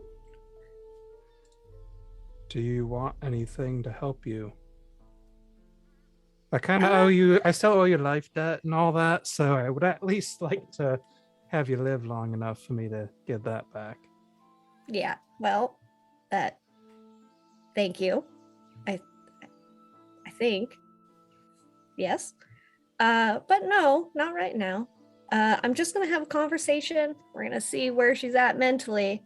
I think she's not well, so we're gonna try to snap her out of that. And then Are you sure I can not come with you? Just to keep you back up, just in case? No. Just right on the other side of the door though. That'd be great. Let's decide on a safe word. Mushroom? Mushroom. Well, no, because I gotta ask about the mushrooms, why she's drugging the kids. Eagle. I don't know. Eagle? Something that wouldn't just come up in conversation. Okay. Eagle. But hey, and would you allow me to take your hand? Yeah. Cool. Enjoy Kira being your helpful god today. You now have the Eagle Splendor and have advantage on all charisma-based checks. Sick. All right, sweet. I can cast a spell if you think things will go very poorly. I don't think that they're going to go immediately very poorly. But, who knows? What? And she's going to, kind of exhaustedly at this point head back towards the door. And before she gets there, she's going to remind everybody, you're listening for Eagle. And then she will walk in. The feasting hall is dominated by a huge table shaped from living oak. The table has enough chairs to seat a dozen guests. Food and wine are artfully arranged on the tabletop. A beautiful silver dragon horn with gold fittings sits at the center. You watch as you see 4 teenagers, girls, young girls, honestly, in your eyes, sit, and as they all enjoy their cups of wine, laughing, turn to you. You see your sister changed. Dimitri is not the young girl you remember her as. She's grown horns, for one. That's new. It's not a bad look, all things considered. You personally have done some things to your hair, so who are you to judge? Additionally, she's got a bit of a leafy oaken texture. Her skin a bit more cracked and tree barkish than usual, though still skin towards the chin and mouth. She wears what can roughly be described as clothing formed of leaves around her body.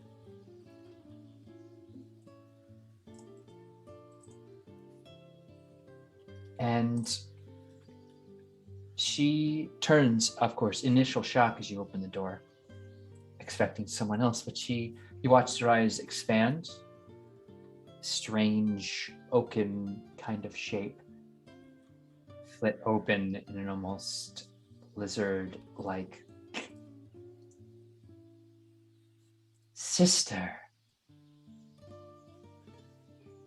I thought you dead. You've finally come. And she'll stand and raise a toast. Oh no. To family. Oh. Returned once again. And that is where we're going to end our session for tonight. Oh, No, that's not allowed. It is, actually. We were speed running. This is bullshit. Were we speed running? I mean, we got only 20 minutes out of the 30 minutes allotted for the squirrel. I mean, we went right through. Stepped on that trap. Statues. Yeah. Okay, Yep. We got the somewhere. traps. So we did everything when we speed run. we completionist / speed run. It was 100% speed run was necessary. Yeah, 100%. So I'm pretty sure that should be a good check mark for us. It is a good check mark. Pat on the back. And I will say, at the conclusion of this, you will be rewarded. You just need, let's just say, one more fight, maybe. God damn it. So close. That's not rewarding. Is it? Anyway, thank you all so much for joining us for episode 13 of Odyssey the Dragonlords, Oathsworn and Odyssey the Dragonlords campaign here at TPK Roleplay. Players, if you wouldn't mind going around the table, telling us who you played tonight, what path you walk, what you think this family reunion will be like, and where we can find more of your exceptional work. Starting with Comrade. Please take us away. Hey, Comrade Crash. I play Leo Dracos, the human paladin. I think they will not be eating eagles, but they'll have a very heartwarming discussion because the Farah is good with words. And up next is Sir Hecala. All right. Hey, everybody. It's me, Sir Hecala. Tonight I played Calliope, the Siren College of Epic Poetry bard who walks the path of the Dragon Slayer. I did it that time. We're getting better at it. You can find me on all of the social medias at Sir Hecala. Twitch, Itch, all of those places. Twitter, especially. You can see where I am in terms of the TTRPG space most closely on there, which I'll talk about now. You can find me here on Thursday for Queen's Gambit, as we do. I think we're about to learn a bunch more things about where we are, so get ready for it. And this Saturday, I'm so excited. We have the return of Dungeon Bitches with the TVK Coven, the thing that started everything. Our kind of belated year anniversary thing that we're doing. I'm so excited. We're bringing it back Saturday, right here, 8 p.m. Don't miss it. That's EST. Then on Sunday, you can find me over on Lost Caravan RPG talking with the Locust creator about the amazing game that they made. I'm not sure if you've been following a Cobblepath at all, or Cobblepath games, but they made a really awesome game and you should check it out. And we're going to be talking to them about it. And then on the 15th, you can find me back at Lost Caravan RPG playing Honey Heist with Turk. It's going to be so fun. It's going to be max chaos. I'm very excited. And then that Thursday, so next Thursday, you can find me on my own channel doing my monthly podcast with Tyne's Dungeon, Dungeons and Discussions, which we are going to be making a character and really studying the anatomy of the character sheet and how to make a character. And I think that is about it. Moving on over to HP. Hello, I am the Last Hit Point Hero, and tonight I played Thrynos, the Siren Sorcerer walking the path of the demigod. He is suspicious that if the conversation goes poorly, the large hulking token in the corner will start swinging weapons at us. I'm sorry, you mean the Gigan, the creature you thought to be mostly extinct? Yes, the Gigan. Definitely not potential boss fight material. I'm sure it'll go great. Utmost confidence, no worries at all from this siren. As for where you can find me this Friday is our Rime of the Frost Maiden campaign. Warm hands, cold hearts, warm hands. Whichever way it goes. Cold hands, warm hearts. I don't know why it went backwards in my brain. They are currently in the middle of one of the frozen lakes of Icewind Dale as a blizzard rolls in. So I'm sure that will be a wonderful start to the festivities as we get back into Icewind Dale. So do join us for that one. That is at right here on TPK Roleplay at 8:30 p.m. Eastern Standard Time. Beyond that, well, I am around. There is another game this weekend that I am in that is fantastic. I'm remembering which one it is because I have two scheduled this month. The Kickstarter for the Crucible adventure that Lukalock is going to be running. I am very much so looking forward to that because that will be HP's first Harper's campaign because it is a Harper's game. So that's insane. I have wiggled my way in. Can't get rid of me now. And I think that's it upcoming. Over to Tony. Yes, the toe of the knees. Hey, I'm Tony. I played Eliana. I don't know how this is going to go. I'm hoping that it is just like, welcome to the talking therapy session. Because otherwise, it's just going to be throwing hands. which I don't think is necessarily going to help this situation. So, let's hope. As for moi, Saturday morning, we got Dark Echoes, which there is a surprise for everybody. So make sure you come see that. I think, yeah, the 21st of March is the next episode session, whatever you want to call it, for Emerald Expeditions. So that'll be another interesting one. I'm sure it'll go over swimmingly with everyone that's in it. 21st. It's gonna be great. And then come back here for the 22nd to see how this wraps up. But that was me. Find me on Twitter at whatisDND, or don't, whatever you want to do. We're gonna go to Al though. Thank you, folks. I was Al the Biffa playing Friend of the Animals, Ponos, and general excellent influence. I'm sure everything will be just fine. We've got our own kitchen nightmares to have to deal with, so once we get that sorted, I'm sure we'll be able to serve up a veritable feast of adventures and general shenanigans. That's the plan, at least. And I'll hand off over to Chrissy. Hello, I'm Chrissy, and I played Defira Adamos. And she was our Medusa Warlock walking the path of the Haunted One, without the question mark this time. Yeah, so Thursday, see me back here for Queen's Gambit with Heck.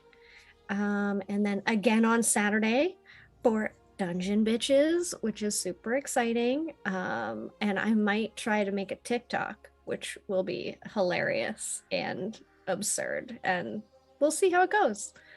And then kind of from there, the following week, I am a Jasper's Game Day ambassador, and as an ambassador, we'll be playing over at Ghost Lights RPG. We are playing a little D&D game over there to raise money for Jasper's Game Day, so please come and join us. Donate some money for a good cause. And then back again for Emerald Expeditions, where I'm gonna be my little turt lady, my little turtle.